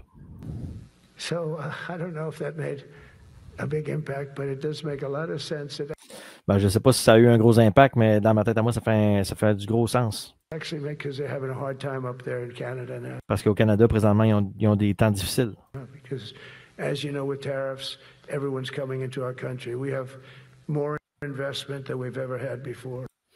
Et que présentement, on a plus d'investissements qu'on n'a jamais eu au Canada, qu'on n'a jamais eu auparavant. Puis là, le reste, ben, c'est du blabla, là, fait que c'est pas tant important. Bref, il revenait à la charge avec. Là, faites attention à ce que vous dites, parce que vous dites l'autre chaîne a sauté, mais la chaîne n'a pas sauté. C'est la vidéo qui a sauté. C'est simplement la vidéo qui a sauté. Cette vidéo a été supprimée en raison d'une infraction au règlement de YouTube.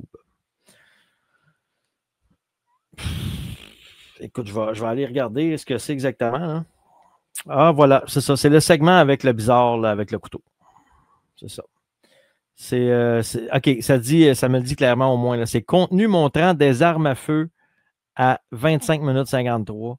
Voici ce que vous pouvez faire si vous souhaitez examiner, blablabla. Ce contenu ne peut pas être visionné sur YouTube ni rapporter de l'argent. Il s'agit pas d'un avertissement. Votre chaîne n'est donc pas affectée. Donc, la chaîne ne sautera pas. Je me doutais bien. Là. Voici ce que vous pouvez faire. Si vous souhaitez faire appel à cette restriction, nous serons heureux d'examiner votre contenu à nouveau.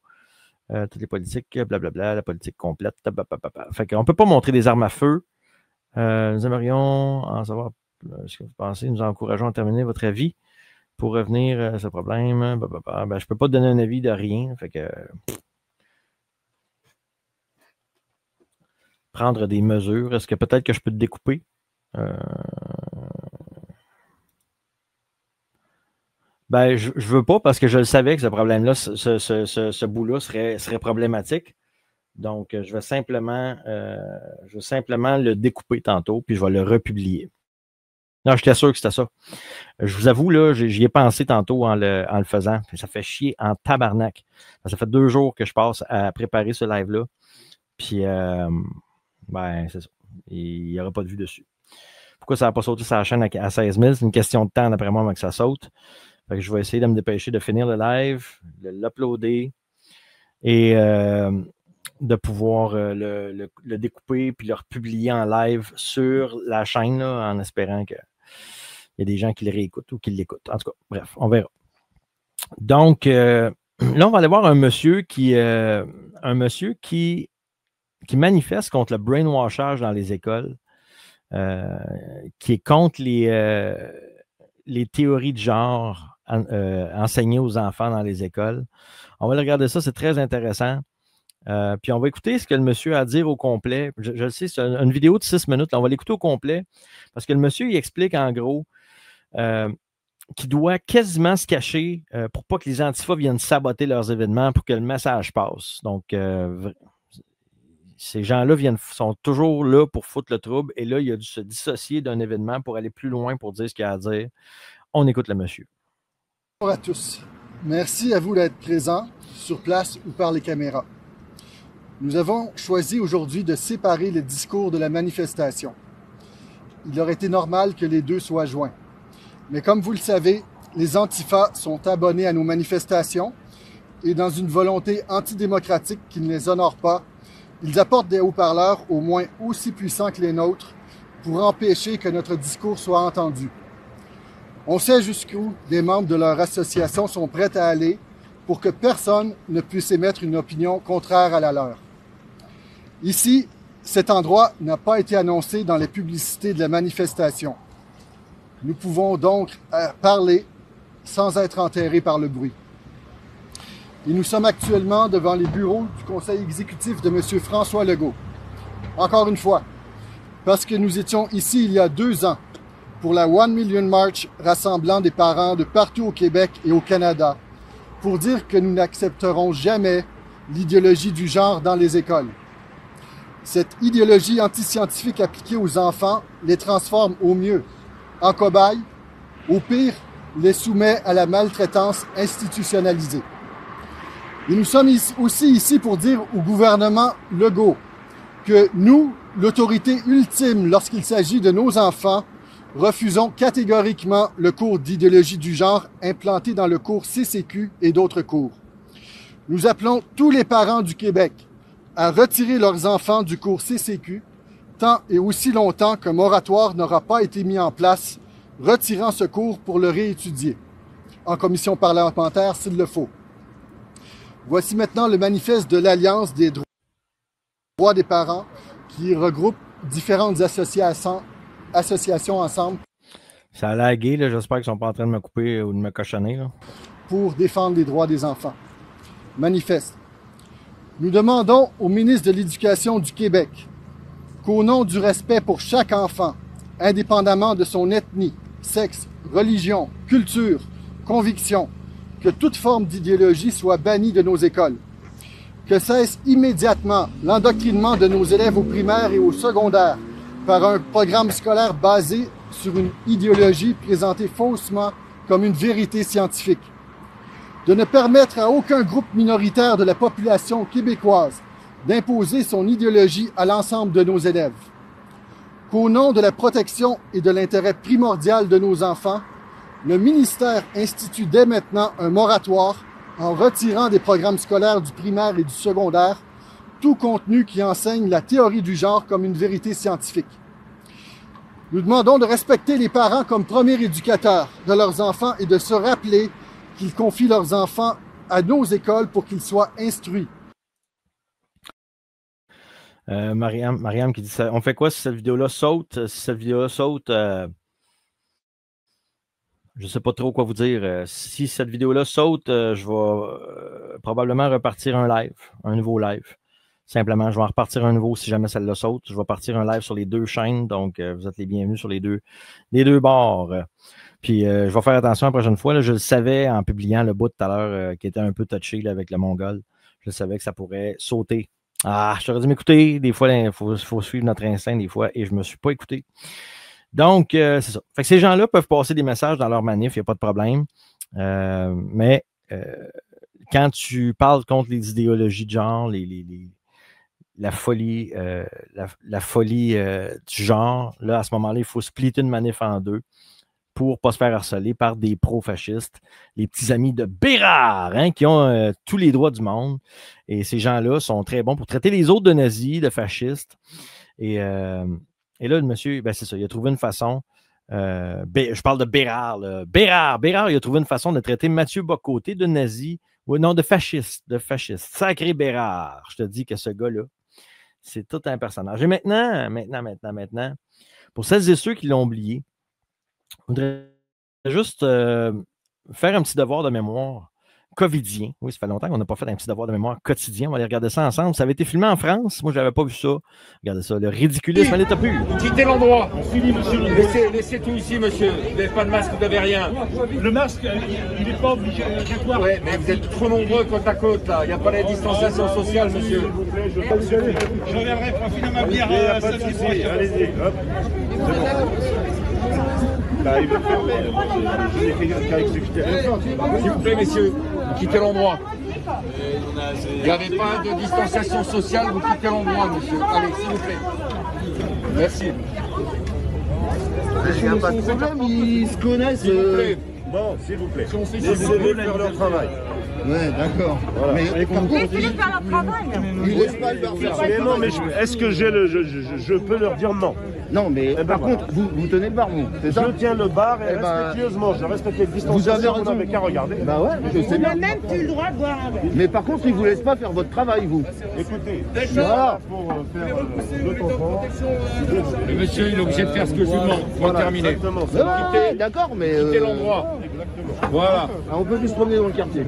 S'il vous plaît, messieurs, dames. Il n'y a pas de respect des distanciations sociales. Il y a trop de monde. Vous quittez l'endroit, s'il vous plaît. D'accord, alors merci. On va finir notre conso. Je ne pas qu'on va lâcher, mais un demi parce que boire. Les verres, vous les emmenez pas nous. Bah non, on va pas les emmener. C'est la faillite, hein. S'il vous plaît, messieurs, quittez l'endroit. Totalitarisme. Ah bah totalitarisme. Boire un verre. Vous voulez pas aller au Trocadéro? Les gens, ils respectent la distanciation au Trocadéro? Hein?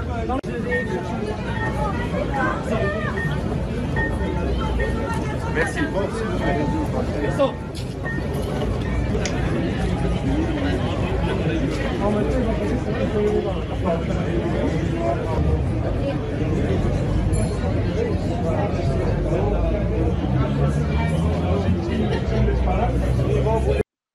Exactement. Après ça, c'est Donald Trump qui est supposément le dictateur. Oui, effectivement, ça va très mal vieillir. Salut à Bob en passant. Comment ça va, Bob? Ça fait longtemps qu'il ne l'avait pas vu. Il faudrait bien qu'on diffuse sur la vieille chaîne qui m'a été redonnée. Pour celles et ceux qui ne comprennent pas ce qui se passe, là, c'est YouTube m'a redonné ma vieille chaîne de 16 000 abonnés. Là, donc, même si j'en avais proche de 20 000, ils m'en ont enlevé 4 000. Mais ça, c'est un détail. C'est un détail. Donc, voilà. Hey, Luc Ferrandez. Vous rappelez-vous de Luc Ferrandez? Vous savez c'est qui, ce gars-là? C'est le gars qui disait que le gars, il disait en pleine TV tous les trucs qu'il fallait faire pour nuire à l'automobiliste. Puis là, ben, il s'en va dire une des plus grosses conneries que j'ai entendues de ma vie, je pense, en pleine TV. Écoutez bien ça, c'est spectaculaire. On est si agressif au volant. Eh bien, on a toutes les bonnes raisons de l'être. On le sait pourquoi, tu sais. On sait qu'il y a de l'hypercongestion. Flashback. Si on veut agir sur les changements climatiques, il faut nuire à la possession de la voiture individuelle, il faut nuire à l'utilisation de la voiture au centre-ville. Et la congestion est une solution. Rendre la vie difficile aux automobilistes est une des solutions. Can you say that again? Just the way you said it. La congestion est une solution. End of flashback. On le sait qu'il y a des travaux où, par exemple, on ressent une impuissance parce qu'il y a une non-synchronisation extrême. Par exemple, des feux de circulation liés à des travaux ou de tournants qu'on nous demande de prendre puis qu'on nous amène dans un endroit où on sait qu'on va être coincé pendant très, très, très longtemps. Flashback. Alors, lorsque on fait ça, on le fait en pleine connaissance de cause. On se dit, on va retirer la voiture de là où elle nuit le plus, autour des parcs, autour des écoles, dans les parcs, et puis elle va aller ailleurs. Puis dans le ailleurs, ça va devenir moins confortable. Puis il faut rétrécir ces rues-là, il faut les rendre plus étroites, il faut mettre des dos d'âne, il faut mettre plus de feux de circulation. Puis après, si ça suffit pas, il faut aller encore plus loin. End of flashback. Donc, il y a toutes ces situations-là horribles qui font que tu pourrais péter une coche, mais tu la pèteras pas. Toi, est-ce que tu la pètes? Ben non. As-tu déjà pété ta coche au volant? Oui. Quand est-ce que j'ai pété ma coche? Quand? Quand j'avais trop de testostérone dans le corps. Come on! L'humain est mal fait, Patrick. Ben, il y a des humains, les hommes à qui on a mis trop de testostérone dans le corps. Puis, il y a personne qui leur a mis de la testostérone dans le corps, là. C'est sécrété naturellement. Il y en a trop. Puis, écoute, c'est mal dosé, cette patente-là. J'ai pas arrêté de le dire. Dieu soit loué, j'en ai moins. Come on! Mais, à une certaine époque, tous les événements que je te décris là me foutaient en colère. Wow! Luc Ferrandez, franchement, là, il vient de... Hein? Il vient de perdre du galon encore. Il était déjà rendu assez bas pourtant, et là, il vient de descendre à un niveau incroyable. Donc, le gars qui disait comment rendre les automobilistes en beau fusil vient d'expliquer pourquoi les automobilistes sont en beau fusil. C'est quand... Ça, c'est de la télévision, mesdames et messieurs. Au moins, il est honnête, par exemple. Il dit, moi, la testostérone, moi, j'ai pas ça, moi. Comme si c'était pas normal pour un gars d'avoir de la testostérone. C'est sûr qu'en 2025, les hommes avec de la testostérone se font de plus en plus rares, mesdames et messieurs. Donc, Bob qui dit, aïe, aïe, c'est incroyable, trop de testostérone. Ouf, oui. Ça, c'est Luc Ferrandez qui dit que lui, heureusement, il n'y en a pas beaucoup. Tu sais. Mais par contre, quand tu t'appelles Iman Khalif, là, c'est tout à fait normal, par exemple, d'avoir un survol de testostérone. Ça dépend de l'observateur, en fait. Ça dépend de ce que tu as entre les pattes aussi. Donc, je vous avais promis tout un live, mesdames et messieurs, il y en a du stock à soir, c'est le cas de le dire, puisque le déchu dictateur, le directeur, l'ex-directeur de la santé publique du Québec, et je n'ai pas cliqué sa bonne affaire, l'ex-directeur de la santé publique du Québec est de retour. Oui, on pense avoir la crise de paix avec ça, mais non, le docteur Horacio Arruda, nommé directeur de la santé publique de la Mauricie, centre du Québec. Il est de retour, chers amis. Horacio Arruda est de retour comme un film de Vendredi 13. Horacio Arruda, qui est ce grand expert, qui est à l'origine, je vous le rappelle, du rassemblement de 10 personnes maximum dans une maison. Vous rappelez-vous de ça? 10 maximum dans une maison. Puis là, après ça, c'est lui qui avait proposé aussi, par après, 10 personnes, là, c'était pas assez. Là, à un moment donné, c'était rendu 20. Là, on ne savait plus. Là, c'était 10. Après ça, c'était 20. Après ça, c'était... là, vous pouvez être dans votre cour, mais il ne faut pas être assis dehors. Il faut avoir un masque, puis être assis autour d'un feu, mais il faut marcher autour du feu. Ça, c'est tout Arruda. Ça, c'est de la grande science qui nous provient directement du directeur de la santé publique, Horacio Arruda. Le même gars qui vous disait dans l'espace de 2 semaines que le masque ne servait à rien, que vous le mettiez d'en face, que vous vous auto-contaminiez, que le masque de procédure était inutile dans l'espace public parce que le monde le porte mal, qu'ils se mettent les mains d'en face puis s'auto-infectent eux autres mêmes. Puis 2 semaines plus tard, c'est le même petit trou de cul qui a été mis ça obligatoire. Donc, ça, c'est ce gars-là qu'on vient de remettre à la tête de la santé publique de la Haute-Mauricie. Donc, bravo. Bravo, bravo.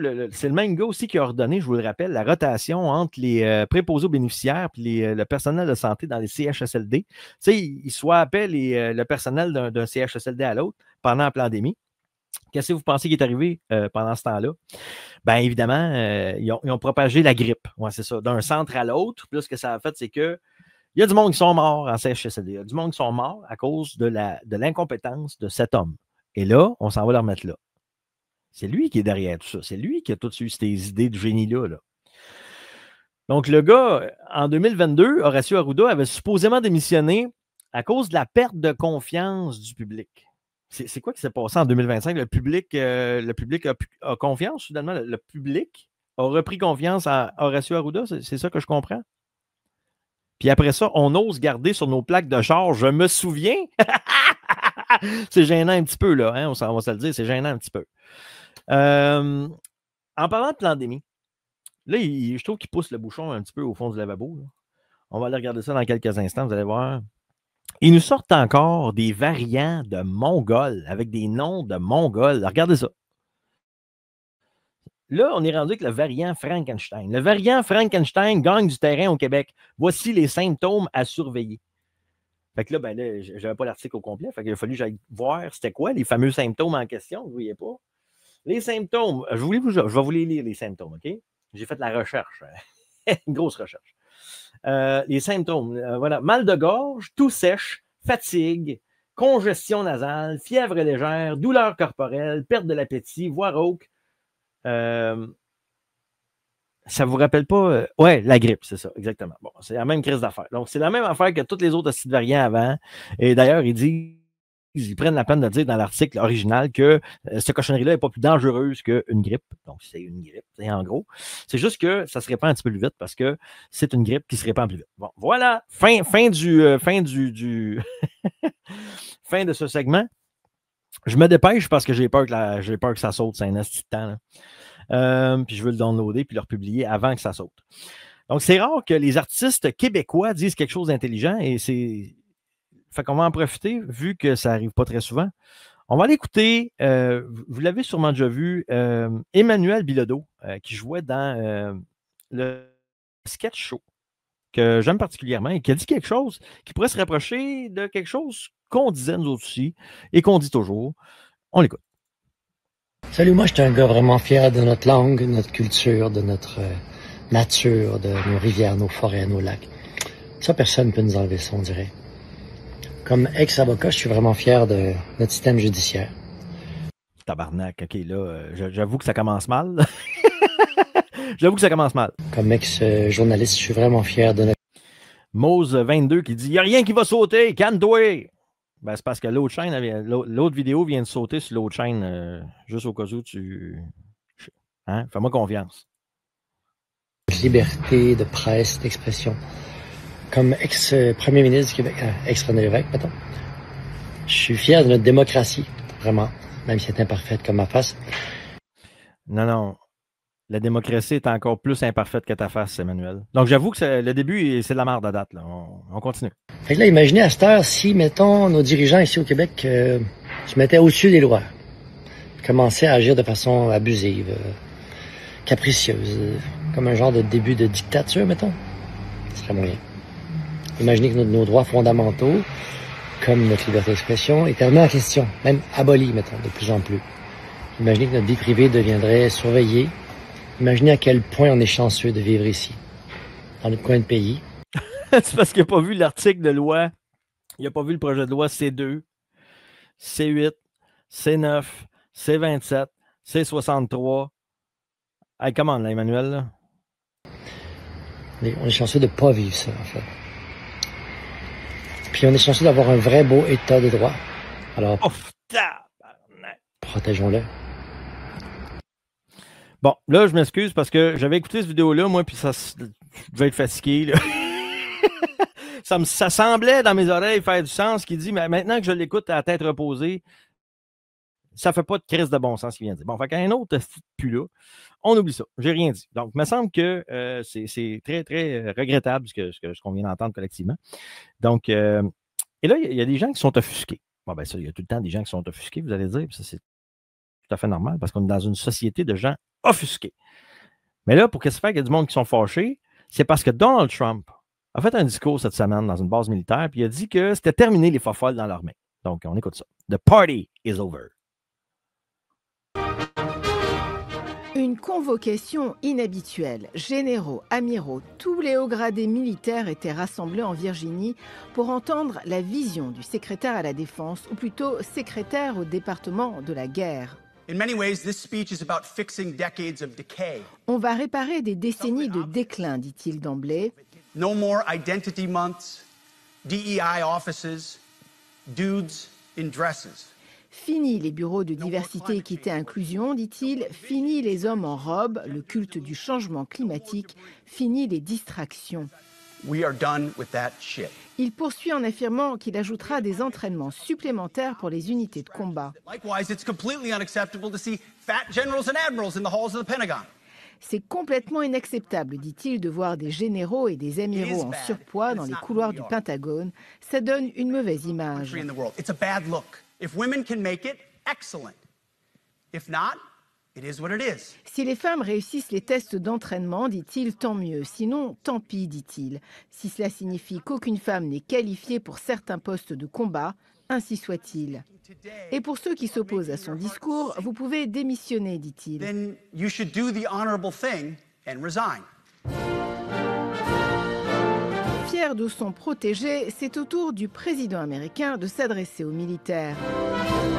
Together we're reawakening the warrior spirit and Ensemble, nous allons réveiller l'esprit guerrier, dit-il, qui a bâti notre nation.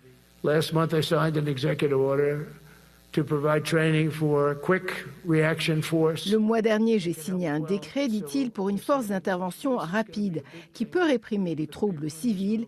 C'est l'ennemi de l'intérieur qu'il faut gérer avant qu'il ne soit incontrôlable.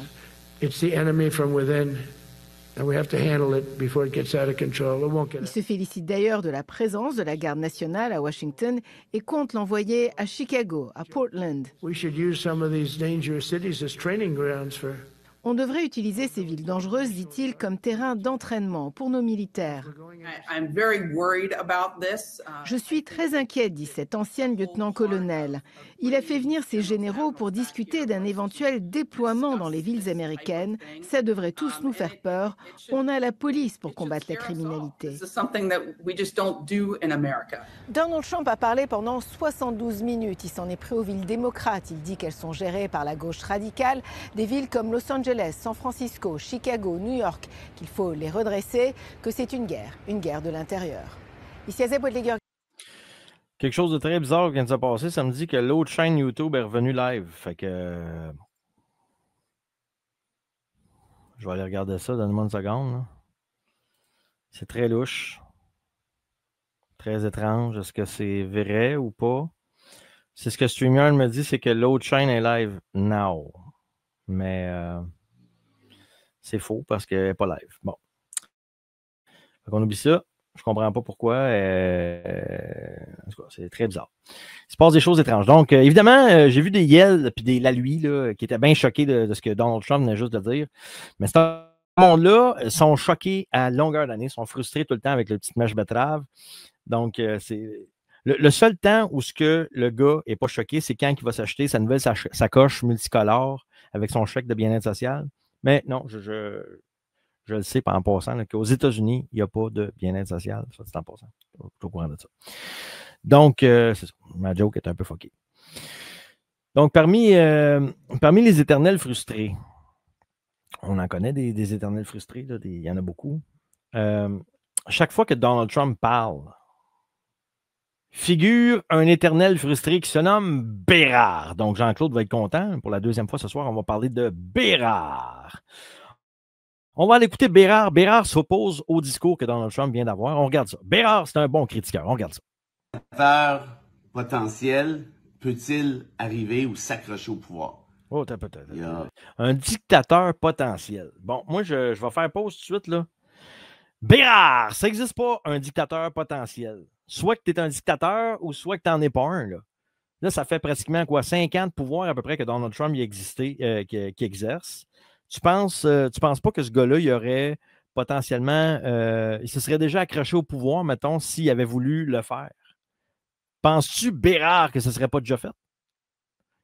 Oui, exactement. Je pense que Bérard, il a plus de vues sur ma chaîne que sa sienne.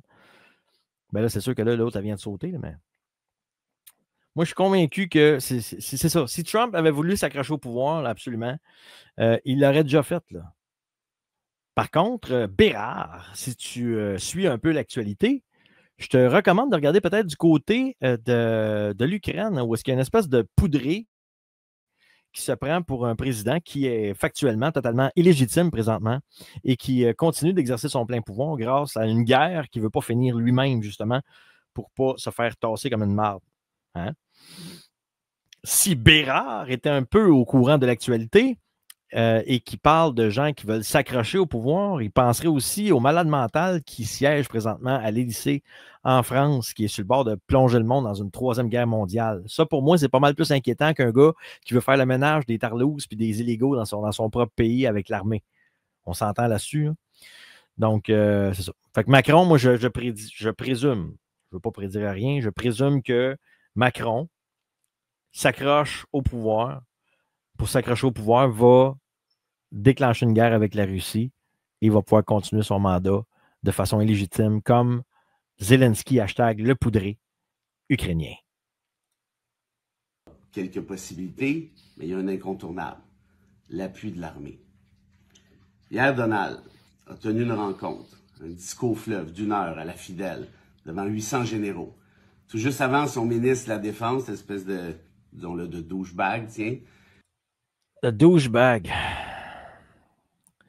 C'est ça, Bérard. Il aurait mis une tarlouse, mettons, là, avec les cheveux multicolores, avec un petit saut de cuir bien serré avec des pompons sur le chest, puis avec des talons hauts puis une sacoche.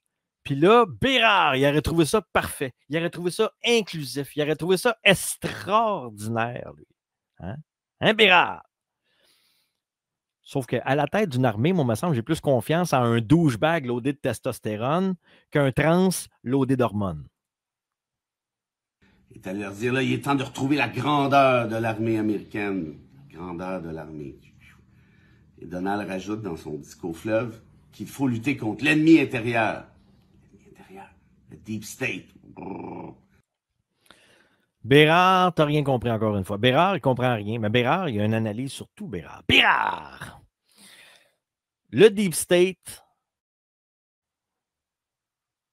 et l'ennemi intérieur, les immigrants illégaux, c'est deux sujets qui sont complètement différents. Bérard. Le Deep State, c'est un problème. Les sans-papiers, c'est un autre problème. La différence, c'est que les problèmes, lui, il s'en occupe au lieu de s'en servir pour têter des votes aux électeurs. Aux élections. On continue ce supplice. Sophisme de l'homme de paille, puis laisse entendre que le Deep State est notamment représenté par des sans-papiers, la presse et des opposants politiques. Et en ce qui a trait à l'apparition de l'armée dans les villes démocrates, ben là, hein, Donald parle de guerre. Ces villes-là, là, il y a une guerre dans ces villes-là. Là. Puis allez-y, là, puis laissez-vous pas écœurer, là. Comment ça va finir, d'après vous? Comment ça va finir? Comment ça va finir, ça? D'après moi, ça va finir que tous tes petits amis qui attaquent des bâtiments fédéraux, qui lancent des projectiles, qui intimident des gens qui travaillent pour ICE, qui vont décalisser des fenêtres, ils vont lancer des feux d'artifice, toutes sortes de cochonneries qu'ils vont lancer. Ils vont intimider des gens. Ce que je pense qu'il va arriver, c'est que ces gens-là vont décalisser.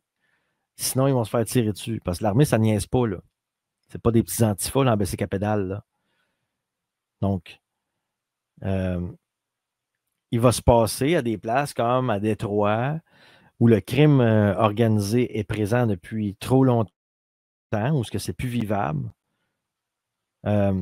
ces gens-là vont peut-être retrouver, grâce à Donald Trump, un semblant de paix là-bas. Pareil pour Chicago.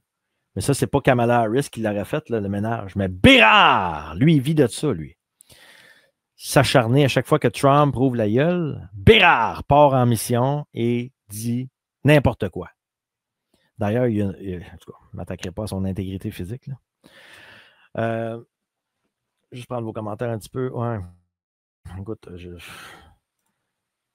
ICE plus Palantir, passeport intérieur. Palantir, je ne suis pas pour. ICE, je suis d'accord. Les antifas sont derrière toutes les meurtres, la destruction des villes, ben, entre autres, là. Entre autres. Autant qu'il y a du monde, tu sais, je veux juste faire une petite parenthèse, autant qu'il y a du monde qui disent que tout ce que Trump fait, c'est de la merde. Autant qu'il y a des gens qui disent que tout ce que Trump fait, c'est de l'or en barre. Pour moi, là, ça, c'est deux extrêmes. Deux extrêmes qui ne sont pas prêts à admettre que Donald Trump, il fait des choses, mais il fait de la boîte aussi. Si on n'est pas capable d'admettre ça, si on n'est pas capable de s'entendre là-dessus, c'est qu'il y a une forme d'extrémiste ou de secte qui s'installe. Donc, ça devient dangereux à un moment donné, je pense. Autant d'un côté que de l'autre. Je pense que ça devient dangereux, ça devient sectaire. Et ça, c'est jamais bon quand ça devient sectaire. Donc, j'ai fini pour Bérard. Bérard. Donc, c'est ça. Là, on va aller voir. PSPP qui se fait traiter de non. Oui, il n'aime pas ça, se faire traiter de non. Il se fait traiter de nazi, imaginez-vous donc. Paul Saint-Pierre Plamondon qui se fait traiter de nazi. C'est bien pour dire à quel point c'est la mode de traiter tout le monde de nazi présentement. C'est facile, c'est une étiquette qui est facile à coller, puis on n'a pas besoin de la justifier. C'est merveilleux parce que quand tu te fais traiter de nazi, quand tu te fais étiqueter de nazi, une fois que tu es mis dans la case nazi, tu n'as plus de crédibilité, tu n'as pas besoin, tu ne peux même plus débattre, tu peux même tes mots sortent, mais ça ne veut plus rien dire. Tu es discrédité avant même d'ouvrir la bouche. Traité de pas humain, si on aura sous-entendu que je manque d'humanité, ça vient du chef du Parti libéral. On m'aura traité de communiste, de nazi, ou en tout cas on aura fait des références à la race aryenne sur la première chaîne de Radio-Canada. Et pourquoi pas tous blonds aux yeux bleus? Vous allez là, profondément. Ouais. Mais oui, pourquoi pas, tu sais. Le National Post me compare au Hamas, puis le ministre de la Justice dit que je m'attaque à des enfants. Il s'attaque aux enfants à l'école primaire. C'est pas normal, cela. Là. Pourquoi on n'est pas capable de débattre de quelle est la meilleure politique publique pour nos écoles ou pour les lieux publics, là, les prières, pour générer une paix sociale puis un vivre ensemble qui fonctionne? Nous, notre point de vue, c'est que le religieux ne devrait pas empiéter sur des espaces, des institutions qui devraient être laïques, puis que pour les enfants, c'est plus sain. On ne pense pas que c'est une bonne politique publique des enfants qui arrivent avec des costumes religieux qui les définissent dès l'âge de 6 ans. Donc, je ne suis pas pro-Parti québécois, soit dit en passant, hein, mais de là à le traiter de nazi, le gars, il est tout sauf nazi. Là. Êtes-vous tanné, guys? Ça achève le live. Là. Ça fait 2 heures déjà. Là. On en a déjà un bon petit bout de fait. Il reste encore quelques points à regarder. Puis ça va être tout bientôt pour la portion actualité. On va continuer ça. Ah, ben là, tabarnak. Là, attendez un petit peu. Là, j'ai une vidéo qui parle de comment le système fait pour polariser les gens. On va juste regarder ça. C'est pas une vidéo... ça ne changera pas votre vie, là, mais je trouvais ça quand même intéressant comment c'est amené. On regarde ça. Monter les dormeurs contre les éveillés. C'est l'une de ses stratégies les plus efficaces et les plus anciennes. Quand il ne peut plus contrôler ceux qui se réveillent, il sème la peur chez ceux qui dorment encore. Il retourne les uns contre les autres. Il crée la division, non par la force, mais par l'illusion. Ceux qui doutent, ceux qui questionnent, ceux qui voient au-delà du voile, deviennent les ennemis publics.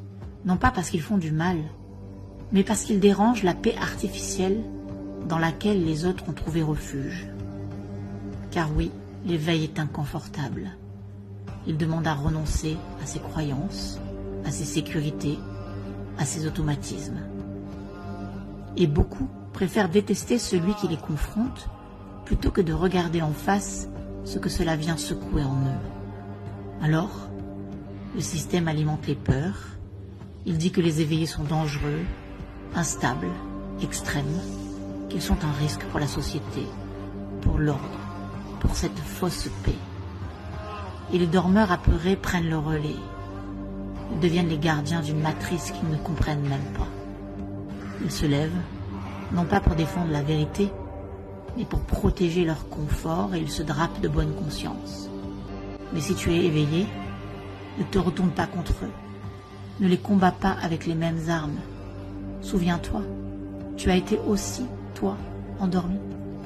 Et c'est parce que quelqu'un, quelque part, a tenu sa lumière que tu as pu voir autrement. Alors juste, tiens-toi debout, pas dans la haine, pas dans l'arrogance, mais dans la constance, dans la fidélité à ce que tu sais être vrai, dans cette solitude sacrée de ceux qui avancent devant.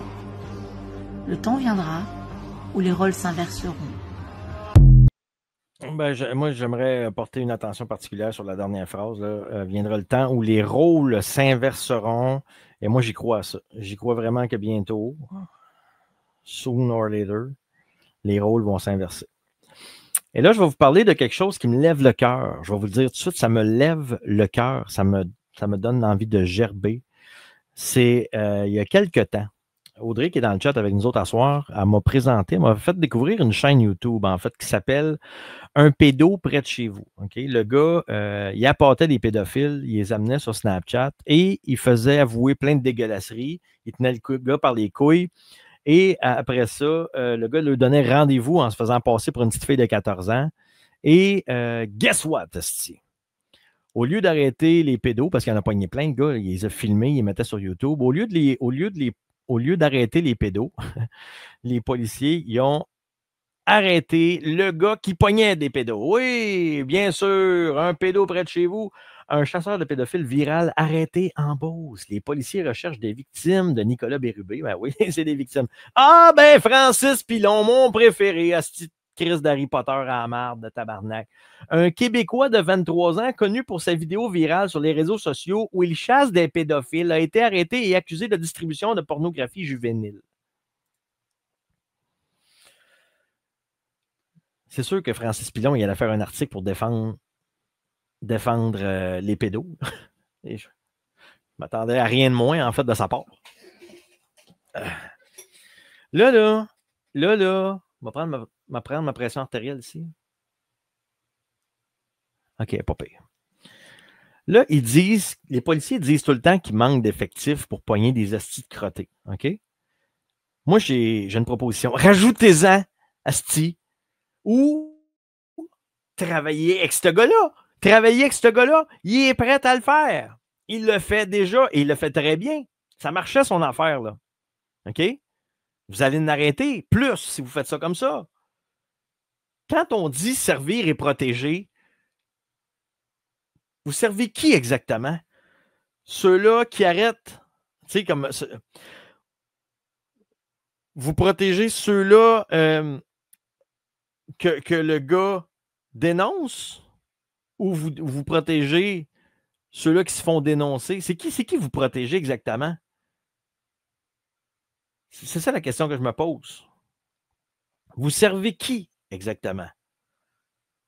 Bon, là, le motif qu'ils ont donné pour l'arrestation, c'est possession de pornographie juvénile. Donc, même si c'est pas pour sa propre consommation à lui, le gars devait savoir que tu n'as pas le droit d'avoir ça. Ça, c'est la triste réalité. Ben, c'est la vraie réalité, puis c'est parfait. Tu n'as pas le droit. T'sais.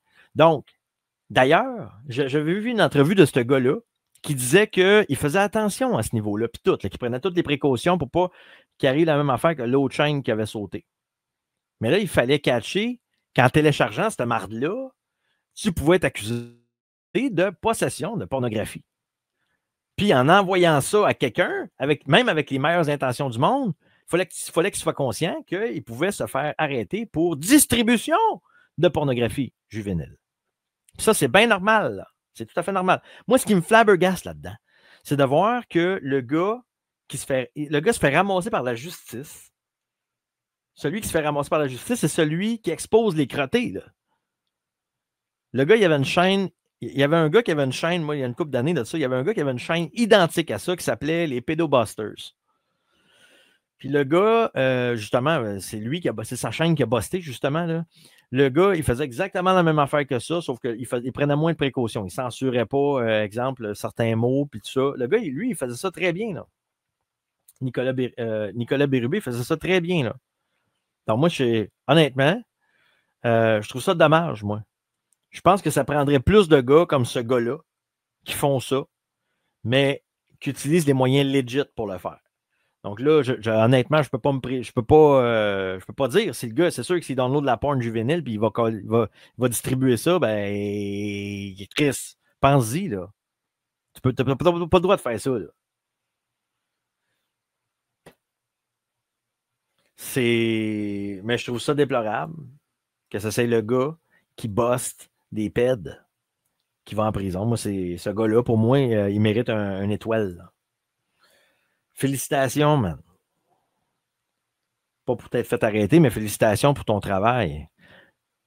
Puis là, évidemment, la chaîne YouTube a busté. Hein? Sa chaîne YouTube a sauté pour pas qu'il y ait trop de gens qui voient le nombre de pédophiles qu'il y a, asti. C'est incroyable comment même lui, il avait une entrevue, il dit c'est pas compliqué, il dit une couple d'heures, là, on a qu'à pâter un petit peu, là, puis ça se goroche dans une ville pour avoir un meeting avec une petite fille de 14 ans. Moi, ça me coûte.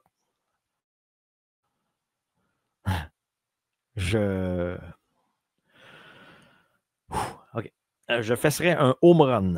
OK, maintenant, on change de sujet parce que là, je commence à pomper l'huile un petit peu trop fort. Un petit sondage. Ben oui, un sondage. Si des élections provinciales avaient lieu aujourd'hui, pour quel parti auriez-vous l'intention de voter? OK, on regarde ça ensemble. Bon, c'est Parti québécois. Quelle surprise, le Parti libéral. Oh oui, à 25%. Oui, on en veut du libéral. Amenez-en. Ça fait 10 ans qu'ils nous enculent au Canada. On en demande encore un rectalingus. Ah oui, on en veut plus, davantage. La coalition Avenir Québec, à 16%, la CAQ. Et qui est derrière la CAQ? Oui, le Parti conservateur d'Éric Duhaime. Et loin derrière, évidemment, Ruba Gazal.